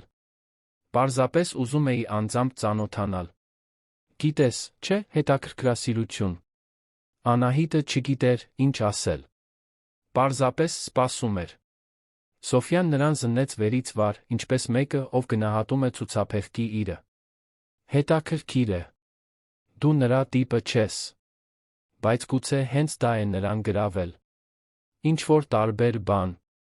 Ինչ-որ ժամանակավոր բան։ Անահիտը զգաց, որ զայրույթը բարձրանում է։ Տեսեք, ես չգիտեմ ինչ եք ուզում, բայց ես պարզապես ուզում եմ, որ դու իմանաս, ընդհատեց Սոֆյան, տոնը դեռ քաղաքավարի, բայց կտրուկ սառնությամբ, որ Դավիթը բարդ մարդ է։ Նա սիրում է ամեն ինչ վերահսկել։ Եվ երբ ինչ-որ բան դուրս է գալիս նրա վերահսկողությունից, նա դեն է նետում։ Ես դա գիտեմ սեփական փորձից։ Նա դադար տվեց, թույլ տալով, որ բառերը ներթափանցեն։ Այնպես որ, վայելիր, քանի դեռ տում է։ Որովհետ դա երկար չի դի։ Եվ դրանով Սոֆյան շրջվեց ու գնաց, թողնելով Անահիտին այնտեղ կանգնած, դողալով զայրույթից անվստահությունից։ Երբ Անահիտը վերադարձավ իր սենյակ, չկարողացավ աշխատել։ Սոֆյայի խոսքերն արձագանքում էին նրա մտքում։ Ինչ-որ ժամանակավոր բան։ Նա դեն է նետում։ Երկար չի դի։ Նա փորձեց հեռացնել մտքերը, բայց դրանք համառում էին, աճելով ինչպես մոլախոտ։ Երեկոյան Դավիթը նրան ընթրիքի հրավիրեց։ Դա առաջին անգամն էր, որ նրանք հրապարակավ դուրս էին գալու միասին, ընկերության միջավայրից դուրս։ Անահիտը տատանվեց, բայց համաձայնեց։ Պատասխանների կարիք ուներ։ Նրանք հանդիպեցին կենտրոնի մի զուսպ ռեստորանում, էլեգանտ, բայց առանձնացված վայրում։ Դավիթը նրան սպասում էր հետին սեղանի մոտ, հետաքրքրասեր հայացքներից հեռու։ Երբ Անահիտը եկավ, նա վեր կացավ, ողջունեց նրան այտը համբուրելով աթոռը քաշեց նրա համար։ Պարզ ժեստեր, բայց որոնք նրան ստիպեցին զգալ մի բան, որը վաղուց չէր զգացել։ Հոգատարություն։ Բայց կասկածները չանհետացան։ Ընթրիքի ընթացքում նրանք խոսեցին աշխատանքի, նախագծի, սովորական բաների մասին։ Բայց օդում լարվածություն կար։ Ինչ-որ չասված բան։ Եվ վերջապես, Անահիտը խիզախություն հավաքեց։ Սոֆյան այսօր ինձ մոտ էր եկել։ Դավիթը սառեց, պատառաքաղը օդում կանգնած։ Ինչ։ Քո նախկին նշանածը։ Նա հայտնվեց ընկերությունում։ Ասաց, որ ուզում է ինձ հետ ծանոթանալ։ Դավիթի արտահայտությունը փակվեց։ Ինչ ասաց նա։ Անահիտը պատմեց ամեն ինչ։ Ակնարկները։ Սադրանքները։ Եվ ուշադիր հետեց նրա արձագանքին։ Դավիթը դանդաղ դրեց պատառաքաղը սեղանին, խորը շունչ քաշեց։ Ես ու Սոֆյան բաժանվել ենք 3 տարի առաջ։ Դա բարեկամական բաժանում չէր։ Նա ուզում էր մի բան, որը ես չէի կարող տալ։ Եվ երբ հասկացա, որ թակարդի մեջ եմ ընկել մի հարաբերության, որը երբեք այն չէր լինի, ինչ ինձ պետք էր, բաժանվեցի։ Նա ուղիղ նայեց Անահիտին։ Նա երբեք չհամակերպվեց։ Եվ հիմա փորձում է սաբոտաժի ենթարկել ցանկացած բան, որ ես ունեմ, որն իրական է։ Անահիտն ուզում էր հավատալ։ Բայց կասկածի սերմերն արդեն ցանված էին։ Իսկ քեզ ինչ է պետք, Դավիթ, հարցրեց նա ցածր։ Քեզ իրականում ինչ է պետք։ Նա ձեռքը մեկնեց սեղանի վրայով, դիպավ նրա մատներին։ Մեկը, ով ինձ կտեսնի այն ամենից այն կողմ, ինչ ես կառուցել եմ։ Մեկը, ով այստեղ չի լինի իշխանության, փողի, արտաքին տեսքի համար։ Իրական մեկը։ Անահիտը զգաց, որ աչքերը այրվում են։ Բայց չլացեց։ Պարզապես սեղմեց նրա ձեռքը։ Հաջորդ օրերին Սոֆյան շարունակեց իր լուռ արշավը։ Հայտնվում էր ընկերության միջոցառումներին, միշտ որը հիմնավոր պատրվակով։ Ճանաչում էր տնօրենների կեսին, կապեր ուներ ներդրողների հետ, հստակ գիտեր, ինչպես ներթափանցել առանց կասկածներ հարուցելու։ Եվ յուրաքանչյուր հայտնվելու ժամանակ կասկածներ էր ցանում։ Նուրբ մեկնաբանություններ։ Տեղին հարցեր։ Ոչինչ ուղղակի։ Բայց արդյունավետ։ Անահիտը սկսեց փոփոխություններ նկատել։ Որոշ մարդիկ, որոնք նախկինում նրան բարում էին, այժմ խուսափում էին։ Խոսակցություններ, որոնք դադարում էին, երբ նա մոտենում էր։ Հայացքներ, որոնք հետում էին նրան միջանցքներով։ Եվ թե Դավիթը վստահեցնում էր, որ ամեն ինչ կարգին է, նա զգում էր, որ օղակը սեղմվում է։ Բայց այն, ինչ իրականում ցնցեց Անահիտին, մի բան էր, որը նա բացահայտեց պատահաբար։ Նա դասավորում էր հորիզոն նախագծի հին ֆայլերը, երբ Դավիթի թղթապանակում արխիվացված մի նամակ գտավ։ Այն 2 ամիս առաջ էր, նախքան պաշտոնի բարձրացումը հայտարարվելը։ Մի նամակ, որը նա ուղարկել էր Ռուբենին, վարչական բաժնի համակարգողին։ Բովանդակությունը ուղիղ էր։ Դավիթը հրահանգում էր Ռուբենին չքննարկել Անահիտին ապագա պաշտոնի բարձրացումների համար։ Հիմնավորումը մշուշոտ էր։ Ինչ-որ բան ընտրության գործընթացի ամբողջականությունը պահպանելու մասին։ Բայց հաղորդագրությունը պարզ էր։ Նա փորձել էր արգելափակել նրա աճը։ Եվ հետո, օրեր անց, փոխել էր իր միտքը։ Անահիտը զգաց, որ հատակը անհետանում է։ Նա նամակը 3 անգամ կարդաց, փորձելով գտնել որևէ այլ մեկնաբանություն։ Բայց չկար։ Դավիթը փորձել էր խանգարել նրան։ Եվ հետո, երբ որոշել էր նրան պաշտոնի բարձրացում տալ, գնացել էր իր սեփական նախկին հրահանգի դեմ։ Նա տպեց նամակը, ծալեց դրեց պայուսակի մեջ։ Եվ այդ գիշեր, երբ Դավիթը նրան կանչեց իր գրասենյակ խոսելու, նա պատրաստ էր։ Նա նրան դիմավորեց հոգնած ժպիտով։ Երկար օրեր։ Անահիտը չպատասխանեց ժպիտին։ Պարզապես դրեց թուղթը սեղանի վրա։ Բացատրիր սա։ Դավիթը վերցրեց թուղթը, կարդաց։ Եվ նրա արտահայտությունը փակվեց։ Որտեղից ես գտել սա։ Կարևոր չէ, թե որտեղից եմ գտել։ Կարևոր է, թե ինչու ես գրել։ Դավիթը վեր կացավ, քայլեց դեպի պատուհանը։ Անահիտ, սա մի պահի էր, երբ դու որոշեցիր, որ ես արժանի չեմ աճելու։ Որ ես բավականաչափ լավը չեմ։ Ոչ, նա կտրուկ շրջվեց։ Դա մի պահի էր, երբ ես հասկացա, որ սկսում եմ ինչ-որ բան զգալ քո նկատմամբ։ Եվ վախեցա։ Անահիտը զգաց, որ զայրույթը աճում է։ Ինչից վախեցար։ Որ եթե քեզ պաշտոնի բարձրացում տան, մարդիկ կմտածեն, որ դա իմ պատճառով է։ Որ քո հեղինակությունը կխաթարվի։ Որ դու թիրախ կդառնաս։ Ես փորձում էի քեզ պաշտպանել։ Ինձ պաշտպանել չէ, ինձ սաբոտաժի ենթարկել, բղավեց Անահիտը։ Դու իրավունք չունեիր այդ որոշումը կայացնել իմ փոխարեն։ Դավիթը ձեռքը տարավ մազերի միջով, տեսանելիորեն հիասթափված։ Գիտեմ, որ սխալ էր։ Եվ զղջացի նույն օրը։ Դրա համար փոխեցի միտքս։ Դրա համար քեզ պաշտոնի բարձրացում տվեցի, երբ դու ապացուցեցիր, որ արժանի ես։ Բայց վնասն արդեն հասցված էր, ասաց Անահիտը, ձայնը կոտրվելով։ Դու կասկած ցանեցիր։ Եվ հիմա ես երբեք չեմ իմանա, իմ պաշտոնի բարձրացումը արժանիքների թե մեղքի զգացումի պատճառով էր։ Դավիթը մոտեցավ, փորձեց դիպչել նրան, բայց նա հետ քաշվեց։ Անահիտ, խնդրում եմ, ինձ ժամանակ է պետք։ Ես պետք է մտածեմ։ Եվ նախքան նա կկարողանար պատասխանել, նա դուրս եկավ։ Հաջորդ օրերին Անահիտը խուսափում էր Դավիթից։ Ընկղմվեց աշխատանքի մեջ, կենտրոնացավ հորիզոն նախագծի վրա, փորձեց ինքն իրեն ապացուցել, որ ինքը կարող է, անկախ նրա ցանկացած ազդեցությունից։ Եվ զարմանալիորեն հաջողեց։ Նախագիծն առաջ էր գնում։ Նրա գաղափարները իրականացվում էին։ Նա աստիճանաբար հարգանք էր շահում։ Մինչ որ եկավ արտաքին ճանաչումը։ Հորիզոն նախագիծն ընտրվեց ներկայացվելու կայուն բիզնեսի միջազգային կոնֆերանսում, որը տեղի էր ունենալու 2 շաբաթից։ Եվ հիմնական ներկայացումը կատարելու համար ընտրված անձը, որը ներկայացնելու էր Մանուկյան հոլդինգը, Անահիտն էր։ Երբ հայտարարությունը արվեց, նա չգիտեր, ուրախանա, թե սարսափի։ Դա հսկայական հնարավորություն էր։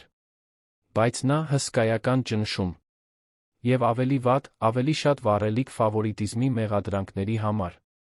Լիլիթը, որն այժմ աշխատում էր որպես Անահիտի օգնական, փորձեց ոգորել նրան։ Սա անհավանական է։ Դու ներկայացնելու ես ընկերությունը միջազգային միջոցառմանը։ Կամ կասեն, որ ես ընտրվել եմ միայն այն պատճառով, որ գլխավոր տնօրենի հետ եմ, դառնորեն պատասխանեց Անահիտը։ Լիլիթը բռնեց նրա ուսերը։ Ապա ապացուցիր, որ սխալվում են։ Փայլիր այդ ներկայացմանը։ Ցույց տուր, թե ինչի ես ընդունակ։ Եվ դա այն էր, ինչ Անահիտը փորձեց անել։ Օրեր շարունակ պատրաստեց յուրաքանչյուր սլայդ, յուրաքանչյուր բառ, յուրաքանչյուր փաստարկ։ Փորձեր արեց մենակ, հայելու առաջ, տեսանյութեր ձայնագրեց իրեն, թերությունները գտնելու համար։ Նա վճռական էր կատարյալ ներկայացում անել։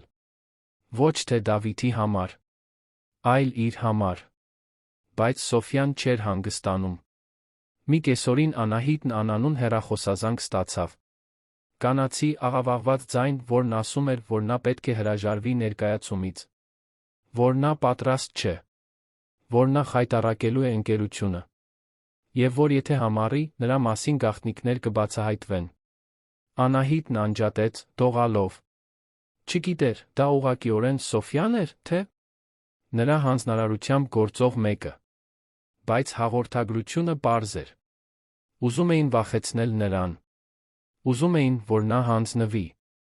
Եվ մի պահ Անահիտը մտածեց այդ մասին։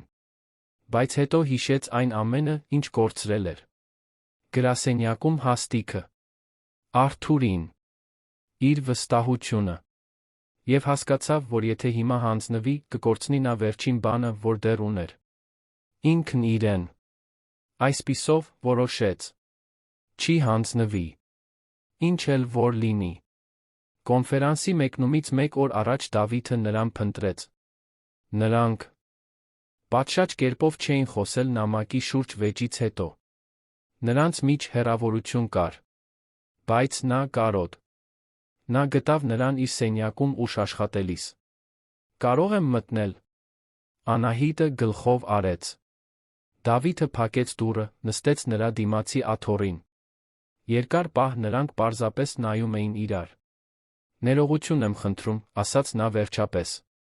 Ամեն ինչի համար։ Նամակի համար։ Որ սկզբից քեզ չվստահեցի։ Որ փորձեցի վերահսկել մի բան, որն ինձ չէր պատկանում։ Անահիտը խորը շունչ քաշեց։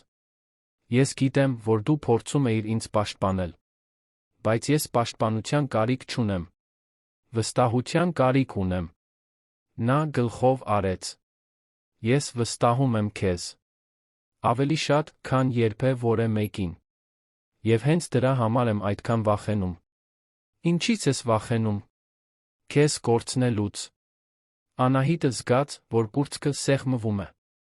Դու ինձ չես կորցնի։ Եթե ինքդ ինձ չհեռացնես։ Դավիթը վեր կացավ, շրջանցեց սեղանը, կանգնեց նրա դիմաց։ Եվ հետո առաջին անգամ ասաց այն բառերը, որոնցից շաբաթներ շարունակ խուսափում էր։ Ես քեզ սիրում եմ։ Հաջորդած լռությունը բացարձակ էր։ Անահիտը զգաց, որ արցունքները հոսում են։ Ոչ թե տխրությունից, այլ թեթացումից, վախից, հույսից։ Ես էլ եմ քեզ սիրում, շշնջաց նա։ Եվ այնտեղ 18-րդ հարկի այդ դատարկ սենյակում նրանք գրկախառնվեցին։ Եվ մի կարճ պահ, այն ամենը, ինչ գոյություն ուներ, դա էր հպումը։ Ջերմությունը։ Վստահությունը, որ չնայած ամեն ինչին արժեր պայքարել, բայց դրսի աշխարհը չէր կանգնել, և սպառնալիքները չէին անհետացել։ Որովհետև հաջորդ օրը, մինչ Անահիտը մեկնում էր կոնֆերանսի, Սոֆյան գործի դրեց իր վերջին ծրագիրը։ Նա ինչ-որ բան էր բացահայտել։ Ինչ-որ բան Անահիտի անցյալից։ Ինչ-որ բան, որը, եթե բացահայտվեր, կարող էր ամեն ինչ ոչնչացնել։ Եվ նա պատրաստվում էր օգտագործել դա։ Որովհետև որոշ մարդիկ չեն պայքարում հաղթելու համար։ Պայքարում են ապահովելու, որ ոչ ոք այլս չհաղթի։ Եվ Սոֆյան հենց այդպիսի մարդ էր։ Փոթորիկը նոր էր սկսվում։ Եվ Անահիտը, առանց իմանալու, պատրաստվում էր դիմակայել իր կյանքի ամենադժվար փորձությանը։ Բայց այս անգամ նա մենակ չէր։ Նա ուներ մի բան, որը երբեք չէր ունեցել։ Սեր ուներ։ Խիզախություն ուներ։ Եվ վստահություն, որ արժանի էր այնտեղ լինելու։ Եվ դա, ի վերջո, ամբողջ տարբերությունը կտար։ Միջազգային կոնֆերանսը տեղի էր ունենում Ծաղկաձորում, տարածաշրջանի ամենաժամանակակից միջոցառումների կառույցներից մեկում։ Վայրը տպավորիչ էր, ընդարձակ սրահներով, առաջատար տեխնոլոգիաներով, բնության հիասքանչ տեսարանով։ Տարբեր երկրներից գործարարներ, ներդրողներ, ղեկավարներ հավաքվել էին քննարկելու նորարարությունը, կայունությունը, բիզնեսի ապագան։ Եվ այնտեղ, ներկայացնելով Մանուկյան հոլդինգը, Անահիտն էր։ Նա ժամանեց իր ներկայացումից 2 օր առաջ, օգտագործելով ժամանակը յուրաքանչյուր մանրուք վերանայելու, սլայդները կարգավորելու փորձեր անելու համար։ Դավիթն առաջարկել էր ուղեկցել նրան, բայց նա մերժել էր։ Պետք էր դա անել մենակ։ Պետք էր ապացուցել, հիմնականում ինքն իրեն, որ ինքը կարող է։ Հյուրանոցում, որը գտնվում էր համաժողովների կենտրոնի մոտ, Անահիտը գիշերներն անցկացնում էր անքուն, մտովի անցնելով իր ելույթի վրայով, կանխատեսելով հարցեր, պատրաստելով պատասխաններ։ Արմինեն ամեն օր զանգում էր, աջակցություն քաջալերող խոսքեր առաջարկելով։ Եվ Դավիթը, թե ֆիզիկական հեռավորություն էր պահպանում, հաղորդագրություններ էր ուղարկում։ Կարճ, պարզ, բայց հանգստացնող։ Դու փայլելու ես։ Ես հավատում եմ քեզ։ Եվ ամիսների մեջ առաջին անգամ Անահիտը նույնպես հավատում էր։ Ներկայացման առավոտը անպամած էր։ Անահիտը զգուշությամբ հագնվեց, ընտրելով մուգ կապույտ կոստյում, որը պրոֆեսիոնալիզմ վստահություն էր հաղորդում։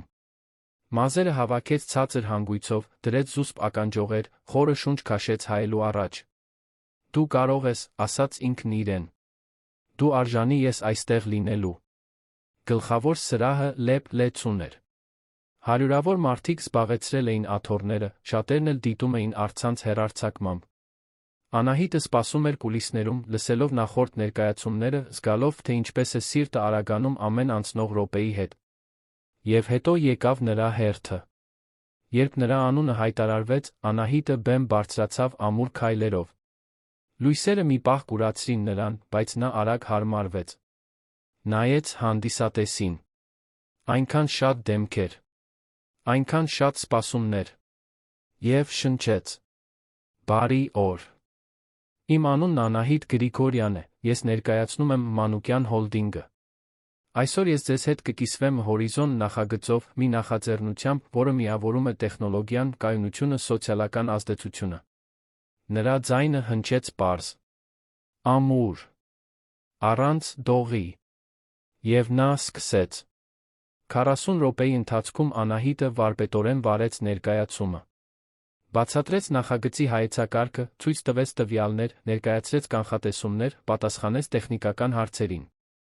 Օգտագործեց գործնական օրինակներ, մեջբերեց ուսումնասիրություններ, ներգրավեց հանդիսատեսին ռազմավարական հարցերով։ Եվ երբ ավարտեց, կարճ լռություն տիրեց, որին հաջորդեցին ծափահարություններ։ Դրանք քաղաքավարի ծափահարություններ չէին։ Դրանք անկեղծ ծափահարություններ էին։ Ճանաչման, հարգանքի։ Անահիտը բեմից իջավ դողացող ոտքերով, բայց կուրծքը լի։ Նա հաջողել էր։ Իսկապես հաջողել։ Միջոցառման միջանցքներում մի քանի մարդ մոտեցան նրան։ Ղեկավարներ, որոնք ուզում էին ավելին իմանալ նախագծի մասին։ Ներդրողներ, որոնք հետաքրքրված էին գործընկերությամբ։ Լրագրողներ, որոնք հարցազրույց էին խնդրում։ Եվ այս ամենի մեջ մի էլեգանտ կին, մոխրագույն մազերով նրբաճաշակ ակնոցներով, ներկայացավ։ Շնորհավորում եմ ներկայացման կապակցությամբ։ Իմ անունն Ելենա Պետրոսյանն է։ Ես GreenTech Solutions-ի տարածաշրջանային տնօրենն եմ, միջազգային ընկերության, որի գլխամասային գրասենյակը Փարիզում է։ Կարող ենք զրուցել։ Անահիտը համաձայնեց։ Նրանք նստեցին համաժողովների կենտրոնի սրճարանում, Ելենան ուղիղ անցավ գործին։ Մենք ընդլայնում ենք մեր գործունեությունը Արևելյան Եվրոպայում տաղանդներ ենք փնտրում, ղեկավարելու մեր մասնաճյուղը Մոսկվայում։ Ձեր ներկայացումը ինձ տպավորեց։ Դուք ունեք հենց այն պրոֆիլը, որը մենք փնտրում ենք։ Ռազմավարական տեսլական, տեխնիկական կարողություն անկեղծ գիրք ձեր արածի նկատմամբ։ Անահիտը լսում էր, հստակ չիմանալով, թե ուր է տանում այս ամենը։ Կցանկանայի ձեզ պաշտոն առաջարկել։ Կայուն նախագծերի մենեջեր, սեփական թիմը կազմելու ինքնավարությամբ, մրցունակ աշխատավարձով ամբողջական սոցիալական փաթեթով։ Դա կլիներ էքսպոնենցիալ աճի հնարավորություն։ Անահիտի սիրտը արագացավ։ Դա հենց այնպիսի հաստիք էր, որի մասին միշտ երազել էր։ Առաջնորդություն։ Ինքնավարություն։ Նպատակ։ Բայց դա նշանակում էր ամեն ինչ թողնել։ Ես պետք է մտածեմ, զգուշորեն պատասխանեց Անահիտը։ Ելենան ժպտաց։ Իհարկե։ Բայց շատ մի ուշացեք։ Ձեզ նման տաղանդները հազվադեպ են։ Եվ երբ հայտնվում են, երկար հասանելի չեն մնում։ Նա տվեց մի այցեքարտ։ Փնտրեք ինձ, երբ որոշեք։ Անահիտը վերցրեց այցեքարտը, շնորհակալություն հայտնեց դուրս եկավ։ Բայց միտքը հեռու էր։ Պտտվում էր։ Գնահատում։ Կասկածում։ Այդ գիշեր նա զանգեց Արմինեին, պատմեց ամեն ինչ։ Սա անհավանական է, Անի։ Սա քո կյանքի հնարավորությունն է։ Բայց դա… Նա նշանակում է թողնել երանը։ Թողնել նախագիծը։ Թողնել… Նա կանգ առավ, անկարող ավարտելու։ Թողնել Դավիթին, ավարտեց Արմինեն նրա փոխարեն։ Տես, միայն դու կարող ես այդ որոշումը կայացնել։ Բայց մի բանի պատասխանիր։ Դու հիմա երջանիկ ես։ Անահիտը մտածեց։ Երջանիկ։ Դա բարդ բառ էր։ Նա պրոֆեսիոնալ առումով իրացված էր։ Սիրահարված էր։ Բայց նա հոգնած էր։ Հոգնած դատապարտումներից, բամբասանքներից, իր արժեքը անընդհատ ապացուցելուց։ Հոգնած զգալուց, որ երբեք չեն տեսնի իրեն պարզապես այնպիսին, ինչպիսին կա, այլ միշտ որպես գլխավոր տնօրենի կին։ Չգիտեմ, Արմինե։ Երբեմն ես զգում եմ, որ ինչ էլ անեմ, միշտ ինձ կհանգեցնեն դրան։ Միշտ կկարծեն, որ ես այստեղ եմ նրա համար։ Ապա գուցե դու պետք է հակառակն ապացուցես։ Ինքդ քեզ։ Անահիտն անջատեց, բայց քրոջ խոսքերը մնացին։ Հակառակն ապացուցել։ Ինքն իրեն։ 2 օր անց, երբ վերադարձավ երան, Անահիտը դեռ որոշում չէր կայացրել։ Բայց գիտեր, որ պետք է խոսի Դավիթի հետ։ Պետք է ազնիվ լինի։ Առաջարկի մասին։ Իր կասկածների մասին։ Ամեն ինչի մասին։ Բայց նախքան նրան փնտրելը, ինչ-որ բան տեղի ունեցավ։ Մի հոդված հայտնվեց կորպորատիվ նորությունների կայքում։ Վերնագիրը սադրիչ էր։ Բովանդակությունը կործանարար։ Փորձնակը ռեկորդային ժամկետում դարձավ վերլուծաբան։ Որն է իրական պատճառը։ Հոդվածում Անահիտի անունը ուղղակիորեն չէր նշվում, բայց կարիք էլ չկար։ Բոլորը գիտեին, թե ում մասին է խոսքը։ Տեքստը ակնարկում էր նեպոտիզմ, ֆավորիտիզմ, ընկերության ներսում անպատշաճ հարաբերություններ։ Եվ հետո գալիս էր ռումբը։ Ներքին աղբյուրները բացահայտում են, որ տվյալ աշխատակցուհին իր ընդունելության թերթիկում թաքցրել է կարևոր տեղեկություններ, այդ թվում նախկինում այլ ընկերությունների դեմ աշխատանքային դատական գործեր։ Պնդումների իսկությունը հետաքննվում է։ Անահիտը կարդաց ու վերընթերցեց, զգալով, որ արյունը սառում է։ Աշխատանքային դատական գործեր։ Նա երբեք ոչ ոքի դատի չէր տվել։ Երբեք որևէ իրավական խնդիր չէր ունեցել նախորդ աշխատատեղերում։ Դա սուտ էր։ Մաքուր պարզ։ Բայց կասկածի սերմն արդեն ցանված էր։ Եվ արագ, հոդվածը վիրուսային դարձավ։ Աշխատակիցները սկսեցին հարցեր տալ։ Ներդրողները զանգեցին պարզաբանումներ պահանջելով։ Մանուկյան հոլդինգի հասարակայնության հետ կապերի թիմը անցավ վնասների վերահսկման ռեժիմի։ Եվ Անահիտը այս ամենի կենտրոնում զգաց, որ խորտակվում է։ Դավիթն արագ գործեց։ Արտակարգ խորհրդակցություն հրավիրեց, պահանջեց, որ իրավաբանական բաժինը հետաքննի հոդվածի ծագումը, պաշտոնական հաղորդագրություն տարածեց, հերքելով մեղադրանքները։ Բայց վնասն արդեն հասցված էր։ Երբ Անահիտն ու Դավիթը վերջապես հանդիպեցին այդ կեսօրին, նա փլուզման եզրին էր։ Ես դա չեմ արել։ Ես երբեք ոչ ոքի դատի չեմ տվել։ Սա սուտ է։ Ես գիտեմ, ասաց Դավիթը, բռնելով նրա ձեռքերը։ Եվ մենք կապացուցենք։ Մենք կբացահայտենք, թե ով է սրա հետում, կոչնչացնենք այս պատմությունը։ Բայց Անահիտը գլուխը թափահարեց, արցունքներն ազատ հոսում էին։ Իմաստ չունի, Դավիթ։ Նույնիսկ եթե ապացուցենք, որ սուտ է, ստվերը կմնա։ Միշտ կկասկածեն ինձ։ Միշտ կկարծեն, որ ինչ-որ բան եմ թաքցնում։ Դավիթը քաշեց նրան իրեն մոտ, ամուր գրկեց։ Ապա եկ գնանք։ Ես ու դու։ Նորից կսկսենք ուրիշ տեղ։ Այս ամենից հեռու։ Անահիտը հետ քաշվեց, նայեց նրան։ Դու լուրջ ես։ Լիովին։ Ինձ չի հետաքրքրում ընկերությունը, փողը, ոչինչ, եթե դա նշանակում է քեզ կորցնել։ Եվ առաջին անգամ Անահիտը ճշմարտությունը տեսավ նրա աչքերում։ Նա իսկապես սիրում էր նրան։ Իսկապես ամեն ինչ վտանգի կենթարկեր նրա համար։ Բայց դա նրան էլ ավելի վախեցրեց։ Որովհետև դա նշանակում էր, որ նա կզոհաբերեր այն ամենը, ինչ կառուցել էր։ Եվ նա չէր կարող ապրել, իմանալով դա։ Չէր կարող գրել այդ բեռը։ Այդ գիշեր, իր բնակարանում մենակ, Անահիտը վերցրեց այն այցեքարտը, որը Ելենա Պետրոսյանը տվել էր իրեն։ Նայեց հեռախոսին։ Եվ որոշում կայացրեց։ Զանգեց։ Ելենան պատասխանեց երկրորդ զանգին։ Անահիտ։ Ինչ հաճելի անակնկալ։ Առաջարկը դեռ ուժի մեջ է։ Իհարկե։ Ընդունում եք։ Անահիտը խորը շունչ քաշեց։ Ընդունում եմ։ Հիանալի է։ Վաղը կուղարկեմ պայմանագրի մանրամասները։ Երբ կարող եք սկսել։ 2 շաբաթից։ Կատարյալ է։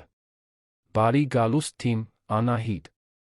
Երբ անջատեց, Անահիտը զգաց թեթացման սարսափի խառնուրդ։ Որոշումը կայացրել էր։ Հիմա պետք էր դիմակայել դրան։ Բայց խիզախություն չունեցավ անձամբ ասել Դավիթին։ Ոչ այդ պահին։ Ոչ այն ժամանակ, երբ նա հենց նոր ասել էր, որ ամեն ինչ կթողնի իր համար։ Այսպիսով, նա նամակ գրեց։ Երկար։ Ազնիվ։ Ցավոտ։ Բացատրեց առաջարկի մասին։ Ստվերներից հեռու իր արժեքն ապացուցելու անհրաժեշտության մասին։ Սիրո մասին, որը զգում էր, բայց նա վախի մասին, որ այդ սերը կարժենա այն ամենը, ինչ նա կառուցել էր։ Ավարտեց, ասելով, որ պետք է դա անի։ Իր համար։ Եվ պարադոքսալ կերպով, նա նրա համար։ Սեղմեց ուղարկել կոճակը առավոտյան ժամը 3-ին։ Եվ հետո անջատեց հեռախոսը։ Հաջորդ օրերին Անահիտը խուսափում էր ընկերությունից։ Աշխատում էր հեռակա, ավարտելով իր պարտականությունները հորիզոն նախագծում, ապահովելով, որ ամեն ինչ կազմակերպված լինի նրա, ով կզբաղեցնի իր տեղը։ Դավիթը փորձում էր զանգել անթիվ անգամներ։ Հաղորդագրություններ էր ուղարկում։ Հայտնվում էր նրա բնակարանի դռան մոտ։ Բայց Անահիտը խնդրեց Արմինեին ասել, որ տանը չէ։ Որ ժամանակի կարիք ունի։ Նա նամակներ էր թողնում։ Ծաղիկներ։ Գրավոր խոսակցությունների փորձեր։ Բայց Անահիտը չպատասխանեց։ Որովհետև գիտեր, որ եթե տեսնի նրան, եթե լսի նրա ձայնը, ուժ չի ունենա առաջ շարժվելու։ Եվ նա պետք է շարժվեր։ Մեկնումից մեկ օր առաջ Անահիտը փոքրիկ հրաժեշտ կազմակերպեց Արմինեի հետ։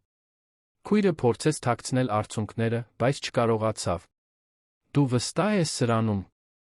Անահիտը գլխով արեց, թե ներսում քանդված էր։ Ես պետք է դա անեմ։ Ես պետք է իմանամ, թե ով եմ ես առանց նրա։ Առանց ստվերների։ Առանց դատապարտումների։ Արմինեն գրկեց նրան։ Ես կկարոտեմ քեզ։ Ես էլ։ Ամեն օր։ Իսկ դու կվերադառնաս։ Անահիտը պատասխանը չգիտեր։ Այսպիսով, պարզապես տխուր ժպտաց։ Չգիտեմ։ Այդ գիշեր Անահիտը չկարողացավ քնել։ Նայում էր առաստաղին, վերհիշելով ամեն ինչ։ Սրճարանը, որտեղ արտահայտվեց, չիմանալով, որ նա այնտեղ է։ Հանդիպումը միջանցքում։ Համբույրը, որը փոխեց ամեն ինչ։ Նախագիծը։ Դժվարությունները։ Սերը, որն աճեց քաոսի մեջ։ Եվ հարցրեց ինքն իրեն, թե արդյոք ճիշտ բան է անում։ Բայց երբ արը ծագեց, տաքսին սպասում էր նրան դռան մոտ, օդանավակայան տանելու, Անահիտը գիտեր, որ այլս հետդարձի ճանապարհ չկա։ Վերցրեց ճամպրուկները, հրաժեշտ տվեց Արմինեին, նստեց մեքենան։ Եվ մինչ Երանը մնում էր հետում, նա զգաց, կարծես իր մի մասնիկը թողնում է այդ քաղաքում։ Օդանավակայանում, մինչ սպասում էր թռիչքին, Անահիտն օրերի մեջ առաջին անգամ միացրեց հեռախոսը։ Տասնյակ հաղորդագրություններ կային։ Լիլիթից, հաջողություն մաղթելով։ 5 գործընկերներից, ոմանք անկեղծ, մյուսները հետաքրքրասեր։ Եվ Դավիթից։ Այնքան շատ հաղորդագրություններ Դավիթից։ Նա ոչ մեկը չբացեց։ Պարզապես գրեց մի վերջինը։ Կարճ։ Ուղիղ։ Ես քեզ սիրում եմ։ Բայց ես պետք է դա անեմ։ Ներիր ինձ։ Եվ հետո նորից անջատեց հեռախոսը։ Եվ նստեց ինքնաթիռ։ Մոսկվա թռիչքի երկար ժամերի ընթացքում Անահիտը լուռ լացում էր։ Ոչ թե զղջումից, այլ ցավից։ Որովհետև երբեմն ինչ-որ մեկին սիրելը նշանակում է նրան բաց թողնել։ Նշանակում է ընտրել ժամանակավոր ցավը, մշտական ոչնչացումից խուսափելու համար։ Եվ Անահիտը հավատում էր, որ եթե մնար, ի վերջո կոչնչացներ իրեն, Դավիթին։ Ի վերջո կդառնար նրա բոլոր խնդիրների աղբյուրը։ Պատճառը, թե ինչու նա կկորցներ ամեն ինչ։ Այսպիսով, նա ընտրեց հեռանալ։ Նախքան շատ ուշ լինելը։ Մոսկվայում նա նորից սկսեց։ Նոր աշխատանք, նոր քաղաք, նոր կյանք։ GreenTech Solutions-ի թիմը նրան լավ ընդունեց։ Աշխատանքը դժվար գոհացուցիչ էր։ Եվ կամաց-կամաց Անահիտը սկսեց վերականգնվել։ Բայց գիշերները դժվար էին։ Որովհետև կարևոր չէր, թե քանի կիլոմետր էր նրան բաժանում Երանից, կարևոր չէր, թե որքան ժամանակ էր անցել, Դավիթը դեռ զբաղեցնում էր նրա մտքերը։ Դեռ այցելում էր նրա երազներին։ Դեռ առաջին բանն էր, որի մասին մտածում էր արթնանալիս։ Եվ նա անընդհատ հարցնում էր իրեն, թե արդյոք նա էլ է մտածում իր մասին։ Պատասխանը, եթե իմանար, միաժամանակ կոչնչացներ կմխիթարեր նրան։ Որովհետև Դավիթը ոչ միայն մտածում էր նրա մասին։ Ապրում էր նրա համար։ Յուրաքանչյուր որոշում, յուրաքանչյուր շունչ, յուրաքանչյուր պահ նշանավորված էր Անահիտի բացակայությամբ։ Նա չէր հանձնվել։ Պարզապես սպասում էր։ Պլանավորում։ Եվ պատրաստում մի բան, որը ոչ ոք չէր սպասում։ Մի բան, որը կփոխեր ամեն ինչ։ Նորից։ Ամիսներ անցան։ Անահիտը Մոսկվայում առօրյա ստեղծեց։ Աշխատանք, մարզասրահ, ընթերցանություն, մի քանի ընկերներ։ Նորից սովորեց մենակ ապրել։ Սովորեց ուժեղ լինել, առանց որևէ մեկից կախված լինելու։ Եվ դանդաղ սկսեց հպարտանալ այն կնոջով, որը դառնում էր։ Բայց նրա մի մասը մնում էր կոտրված։ Այն մասը, որը թողել էր Երանում։ Նրա հետ։ Մինչ որ մի օր նա անսպասելի նամակ ստացավ։ Դավիթից չէր։ Լիլիթից էր։ Թեման ասում էր միայն, դու պետք է սա տեսնես։ Անահիտը բացեց, հետաքրքրված։ Հղում կար տեսանյութի։ Եվ մի հաղորդագրություն։ Նա անհավատալի բան է արել։ Դու պետք է դիտես։ Դողացող ձեռքերով Անահիտը սեղմեց հղումը։ Եվ այն, ինչ տեսավ, շունչը կտրեց։ Դա Մանուկյան հոլդինգի ամենամյա գալա ընթրիքի ձայնագրությունն էր, որը համախմբում էր բոլոր աշխատակիցներին, տնօրեններին, ներդրողներին։ Եվ բեմում, հարյուրավոր մարդկանց առաջ, կանգնած էր Դավիթը։ Բայց նա չէր խոսում շահույթի կամ ռազմավարությունների մասին։ Նա թղթի մի կտոր էր բռնել։ Եվ սկսեց կարդալ. Բարի երեկո բոլորին։ Գիտեմ, որ կորպորատիվ ելույթ էիք սպասում։ Բայց այսօր ես այլ բան եմ անելու։ Ես խոսելու եմ ճշմարտության մասին։ Սրահը լռեց։ Տարիներ շարունակ ես կերպար եմ կառուցել։ Ուժի, վերահսկողության, անխոցելիության։ Ես ինձ համոզել եմ, որ զգացմունքները թուլություն են, որ վստահելը վտանգավոր է։ Եվ ապրել եմ այս բանտում, որը ես ինքս եմ ստեղծել։ Մինչ որ մի մարդ հայտնվեց, ոչնչացրեց իմ բոլոր համոզմունքները։ Անահիտը Մոսկվայում զգաց, որ արցունքները հոսում են։ Նա ինձանից ոչինչ չխնդրեց։ Արտոնություններ չփնտրեց։ Իմ ուշադրությունը չուզեց։ Պարզապես գոյություն ուներ։ Մի դաժան ազնվությամբ, որին ես պատրաստ չէի դիմակայելու։ Եվ ես սիրահարվեցի։ Ոչ թե նրա համար, թե ինչ կարող էր նա ինձ տալ, այլ նրա համար, թե ինչ ցույց տվեց ինձ։ Որ ես դեռ մարդ էի։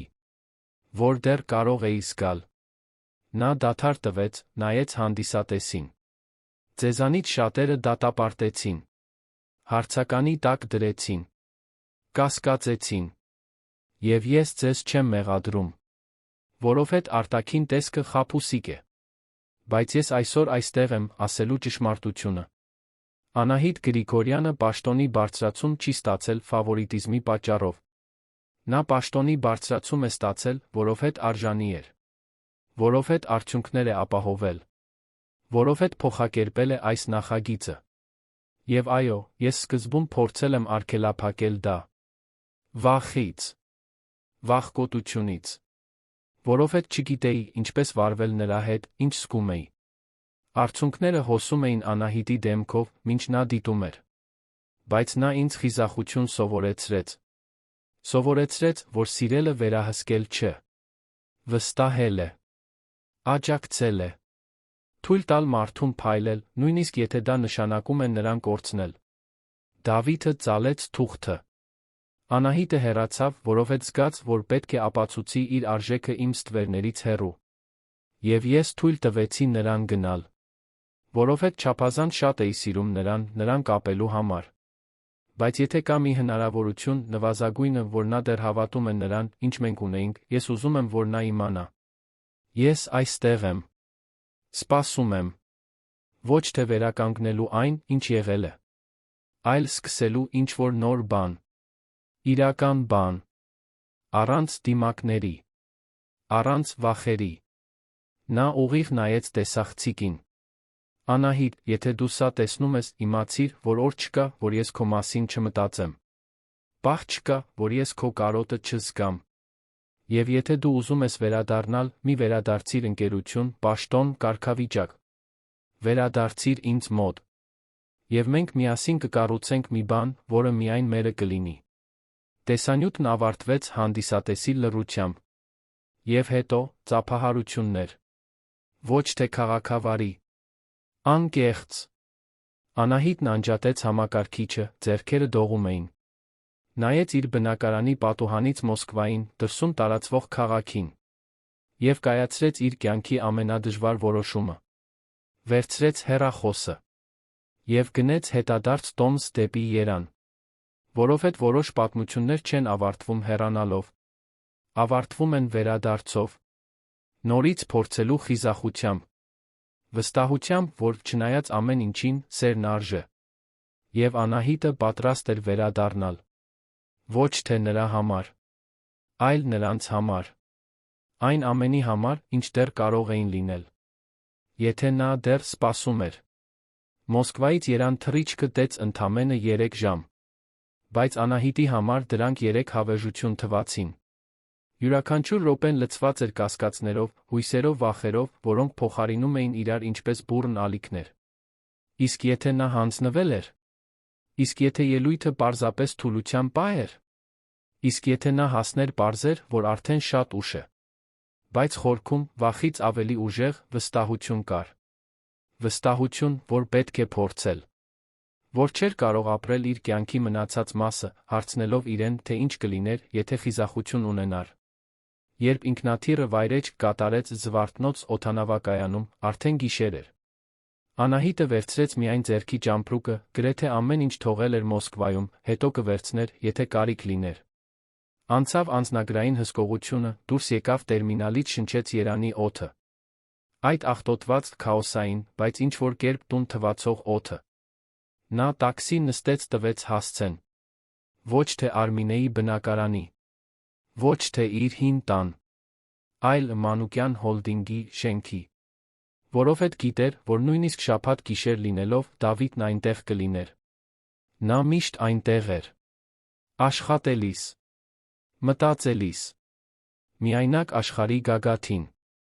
Ճանապարհին Անահիտը նայում էր պատուհանից։ Քաղաքը կենդանի էր, լուսավորված, բաբախող։ Փողոցները լի էին, շենքերը հսկայական, մարդիկ շարունակում էին իրենց կյանքը։ Եվ նա այնտեղ վերադառնում էր միակ վայրը, որտեղ իսկապես իրեն կենդանի էր զգացել։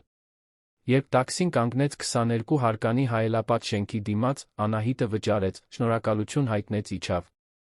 Մի պահ կանգնեց մայթին, նայելով վեր։ 22-րդ հարկի պատուհանները լուսավորված էին։ Նա այնտեղ էր։ Խորը շունչ քաշեց։ Եվ ներս մտավ։ Նախասրահը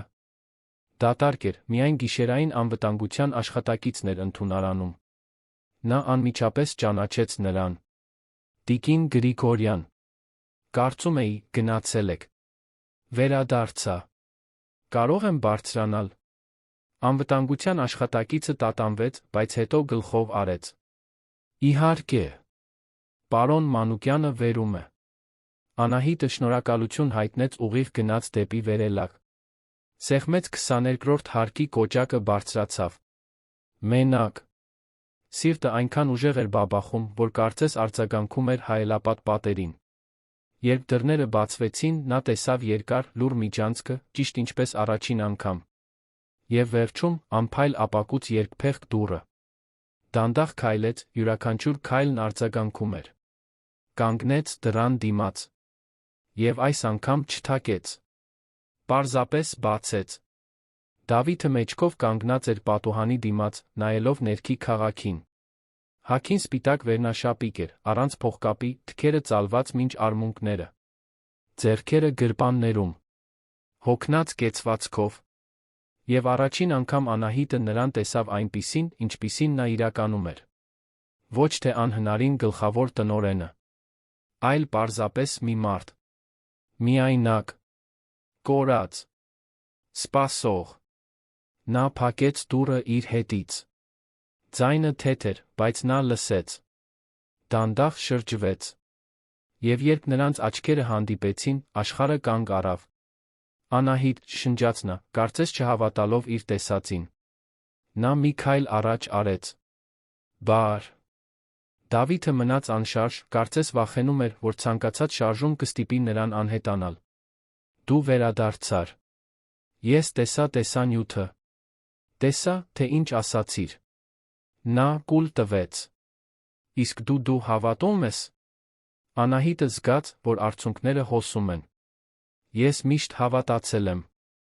Պարզապես պետք էր նա ինքս ինձ հավատալ։ Դավիթը երեք երկար քայլով կտրեց նրանց միջ հեռավորությունը։ Կանգնեց հենց նրա դիմաց, այնքան մոտ, որ նա կարող էր զգալ նրա ջերմությունը, նրա օծանելիքի ծանոթ բույրը, այն հայացքի ինտենսիվությունը, որն այդքան վախեցրել գրավել էր նրան սկզբից ի վեր։ Ներողություն եմ խնդրում, ասաց նա, ձայնը խռպոտ։ Ամեն ինչի համար։ Որ ավելի ուժեղ չէի։ Որ թույլ տվեցի, որ դու զգաս, թե պետք է ինչ-որ բան ապացուցես։ Որ բավականաչափ չպայքարեցի։ Անահիտը գլուխը թափահարեց։ Ոչ։ Ինձ դա պետք էր։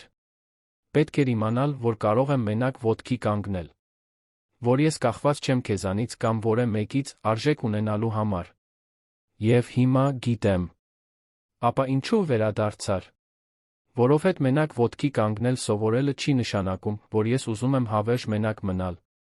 Եվ որովհետև սիրում եմ քեզ։ Ոչ թե չնայած խնդիրներին, այլ դրանց հետ միասին։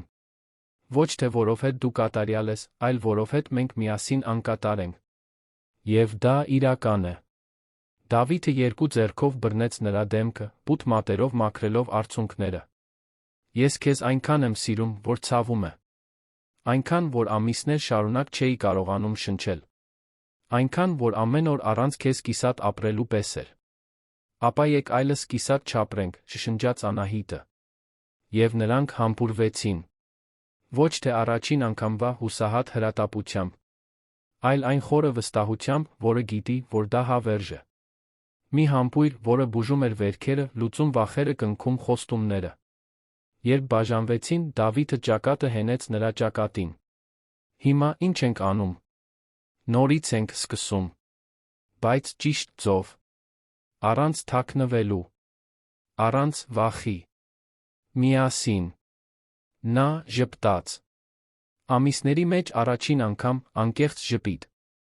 Ինձ դուր է գալիս այդ պլանը։ Նրանք ժամեր անցկացրին այդ գրասենյակում։ Զրուցելով։ Ամեն ինչի մասին։ Մոսկվայի այն բանի մասին, թե ինչ է սովորել Անահիտը։ Երանի այն բանի մասին, թե ինչի էր դիմակայել Դավիթը։ Սոֆիայի մասին, որը նրա հրապարակային ելույթից հետո վերջապես հրաժարվել էր իր սաբոտաժի փորձերից, հասկանալով, որ այլս մանիպուլյացիաների տեղ չկա։ Ապագայի մասին, որը ցանկանում էին կառուցել։ Եվ երբ արը սկսեց ծագել, Երանի երկինքը ներկելով նարնջագույն վարդագույն երանգներով, Դավիթը մի հարց տվեց. Դու վերադառնալու ես ընկերություն։ Անահիտը մտածեց. Ես ուզում եմ վերադառնալ նախագծին, բայց ոչ որպես աշխատակից, որպես անկախ խորհրդատու։ Ես ուզում եմ աշխատել Մանուկյան հոլդինգի հետ, բայց նա այլ ընկերությունների։ Ես ուզում եմ կառուցել իմ սեփական հեղինակությունը, իմ սեփական ճանապարհը։ Դավիթը գլխով արեց. Ես հարգում եմ դա և կաջակցեմ։ Նույնիսկ եթե մարդիկ շարունակեն խոսել, թող խոսեն։ Ով կարող է, գիտի ճշմարտությունը։ Իսկ ով չգիտի, կբացահայտի, երբ տեսնի քո արդյունքները։ Հաջորդ շաբաթներին Անահիտը պաշտոնապես վերադարձավ Երան։ Արմինեն ուրախությունից լացեց, երբ տեսավ նրան։ Երկուսով երկար րոպեներ գրկախառնվեցին, առանց որևէ բան ասելու։ Լիլիթը ողջույնի ճաշ կազմակերպեց, հրավիրեց մի քանի գործընկերների, որոնք իսկապես հոգ էին տանում։ Եվ կամաց-կամաց Անահիտը վերականգնում էր իր կյանքը քաղաքում։ Նա բացեց իր սեփական խորհրդատվական ընկերությունը, կենտրոնացած կայունության նորարարության վրա։ Նրա առաջին հաճախորդը Մանուկյան հոլդինգը, իհարկե։ Բայց շուտով եկան մյուսները։ Ընկերություններ, որոնք տեսել էին նրա ներկայացումը կոնֆերանսում։ Կապեր, որոնք Ելենա Պետրոսյանը հատուկ փոխանցել էր, տպավորված Անահիտի խիզախությամբ, հետելու իր սեփական ճանապարհին։ Եվ Դավիթի հետ հարաբերությունները ծաղկեցին այնպես, ինչպես նրանցից ոչ մեկը չէր սպասում։ Նրանք այլս չէին թաքնվում։ Հրապարակավ ընտրում էին։ Միասին հայտնվում էին միջոցառումներին։ Եվ այո, դեռ հայացքներ կային։ Դեռ մեկնաբանություններ կային։ Բայց հիմա դրանք ուղեկցվում էին հարգանքով, որովհետև մարդիկ տեսնում էին, որ դա իրական է, որ նրանք աջակցում են իրար, որ նրանք գործընկերներ են ոչ միայն սիրո, այլ կյանքի մեջ։ Ամիսներ անց Հորիզոն նախագծի արդյունքների ներկայացման ժամանակ, որն այժմ ընդլայնվել էր միջազգայնորեն, Անահիտը բեմում էր Դավիթի կողքին։ Նա, որպես իրականացման պատասխանատու խորհրդատու։ Նա, որպես գլխավոր տնօրեն։ Եվ երբ ավարտեցին, ծափահարություններն արձագանքեցին, նրանք հայացքներ փոխանակեցին։ Եվ իմացան, որ հաղթել են։ Ոչ թե ուրիշների դեմ, այլ իրենց սեփական վախերի դեմ։ Բայց կյանքը, ինչպես միշտ, անակնկալներ է պահում։ Մի հանգիստ ընթրիքի ժամանակ այն բնակարանում, որը Դավիթը գնել էր նրանց երկուսի համար Երանի մի կանաչապատ լուռ թաղամասում, նա զարմացրեց նրան։ Անահիտը խոհանոցում էր, աղցան էր պատրաստում, երբ նա հայտնվեց նրա հետում գրկեց գոտկատեղից։ Մի բան ունեմ քեզ ասելու, ասաց նա։ Անահիտը շրջվեց, հետաքրքրված։ Ինչ է պատահել։ Առաջարկ եմ ստացել։ Եվրոպական ներդրողների մի խմբից։ Ուզում են, որ ես համատեղ նախագիծ ստանձնեմ, մի բան, որն ավելի մեծ է, քան այն ամենը, ինչ երբևէ արել եմ։ Բայց դա կպահանջի, որ ես տարվա կեսը ճանապարհորդեմ։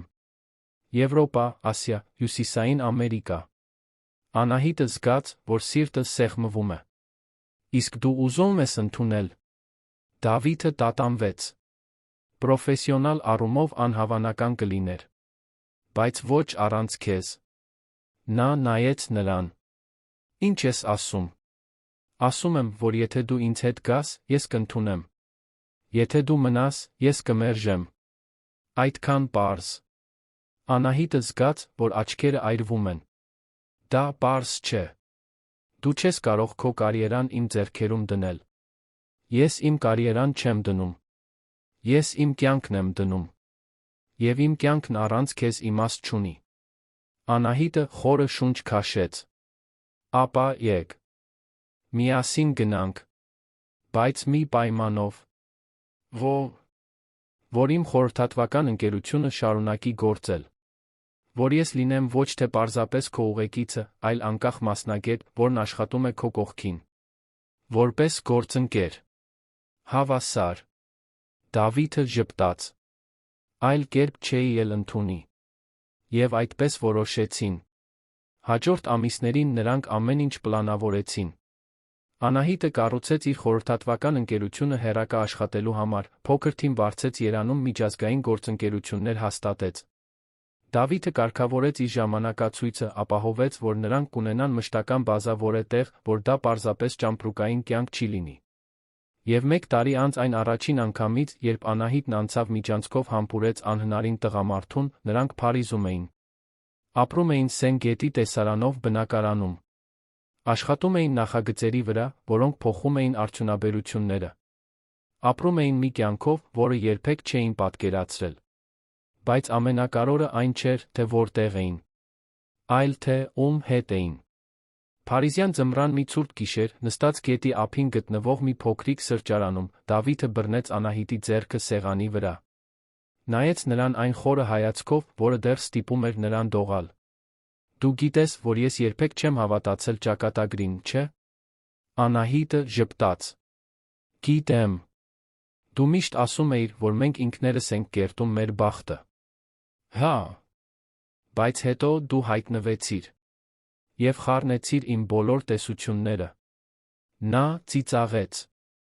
Ներողություն։ Մի ներիր։ Դու ինձ ստիպեցիր հասկանալ, որ գուցե որոշ բաներ մեր վերահսկողությունից դուրս են։ Գուցե որոշ մարդիկ անխուսափելի են։ Անահիտը սեղմեց նրա ձեռքը։ Եվ դու անխուսափելի ես ինձ համար։ Դավիթը խորը շունչ քաշեց։ Ապա կամուսնանաս ինձ հետ։ Անահիտի աշխարհը կանգ առավ։ Ինչ։ Նա ժպտաց, այնպես նյարդայնացած, ինչպես նա երբեք չէր տեսել։ Ամուսնացիր ինձ հետ։ Ոչ թե որովհետև դա այն է, ինչ սպասվում է։ Ոչ թե որովհետև դա հաջորդ տրամաբանական քայլն է։ Այլ որովհետև ես չեմ կարող պատկերացնել իմ կյանքի մի օրն առանց քեզ։ Որովհետև դու ինձ ստիպեցիր հավատալ, որ ես արժանի էի սիրվելու։ Եվ որովհետև ես ուզում եմ իմ կյանքի մնացած մասն անցկացնել, քեզ ստիպելով նույնը զգալ։ Անահիտը զգաց, որ արցունքները հոսում են։ Եվ առանց տատանվելու, պատասխանեց. Այո։ Հարսանիքը տեղի ունեցավ 6 ամիս անց։ Փոքր էր, մտերմիկ, Ֆրանսիայի գյուղական վայրերից մեկի գինեգործարանում։ Միայն ընտանիքը ամենամոտ ընկերները։ Արմինեն, իհարկե, հարսնաքույրն էր, լացում էր ամբողջ արարողության ընթացքում։ Լիլիթը եկել էր Երանից, մի քանի գործընկերների հետ, որոնք դարձել էին իսկական ընկերներ։ Եվ երբ Անահիտը քայլում էր դեպի Դավիթը, հագին պարզ, բայց գեղեցիկ զգեստ, մազերի մեջ ծաղիկներով, նա լացեց։ Իր հասուն կյանքում առաջին անգամ Դավիթ Մանուկյանը հրապարակավ լացեց։ Ոչ թե տխրությունից, այլ բացարձակ երջանկությունից։ Եվ երբ նրանք համբուրվեցին երթումներից հետո, բոլորը ծափահարեցին։ Ոչ թե որովհետև դա սպասվում էր, այլ որովհետև անհնար էր չհուզվել այդքան սիրո առաջ։ Հաջորդ տարիները աճի տարիներ էին։ Պրոֆեսիոնալ անձնական։ Անահիտի խորհրդատվական ընկերությունը դարձավ միջազգային չափանիշ։ Դավիթն ընդլայնեց իր բիզնեսը կայուն էթիկական ձով։ Եվ միասին նրանք հիմնադրամ ստեղծեցին, որն օգնում էր երիտասարդ մասնագետներին զարգացնել իրենց կարիերան, հատկապես կանանց, որոնք շուկայում նախապաշարմունքների խոչընդոտների էին բախվում։ Եվ հետո, մի արոտ գարնանային կեսօրին, Անահիտը բացահայտեց, որ հղի է։ Երբ պատմեց Դավիթին, նա այնքան ուժեղ գրկեց նրան, որ նա հազիվ էր կարողանում շնչել։ Եվ շշնջաց նրա ականջին. Շնորհակալ եմ։ Ամեն ինչի համար։ Ինձ ընտրելու համար։ Ինձ փոխելու համար։ Ինձ ընտանիք տալու համար։ Անահիտը լացեց։ Լացեց ուրախությունից։ Լացեց երախտագիտությունից։ Լացեց, որովհետև վերջապես այդքան տառապանքից, այդքան պայքարից, այդքան վախից հետո նա խաղաղություն էր գտել։ 9 ամիս անց ծնվեց Արմինեն։ Մի աղջիկ, հոր նման մուգ աչքերով մոր վճռականությամբ։ Եվ երբ Դավիթն առաջին անգամ գրկեց նրան մաքուր հիացմունքի այդ հայացքով, Անահիտը գիտեր, որ ամեն ինչ արժեր։ Յուրաքանչյուր արցունք, յուրաքանչյուր կասկած, յուրաքանչյուր ցավի պահ, ամեն ինչ նրան բերել էր այստեղ, այս ընտանիքին, այս սիրուն։ Տարիներ անց, երբ Արմինեն 5 տարեկան էր, արդեն նշաններ էր ցույց տալիս, որ նույնքան համառ կլինի, որքան ծնողները, ընտանիքը վերադարձավ Երան այցելության։ Արմինեն, այժմ ամուսնացած երկվորյակների մայր, ընտանեկան ճաշ կազմակերպեց։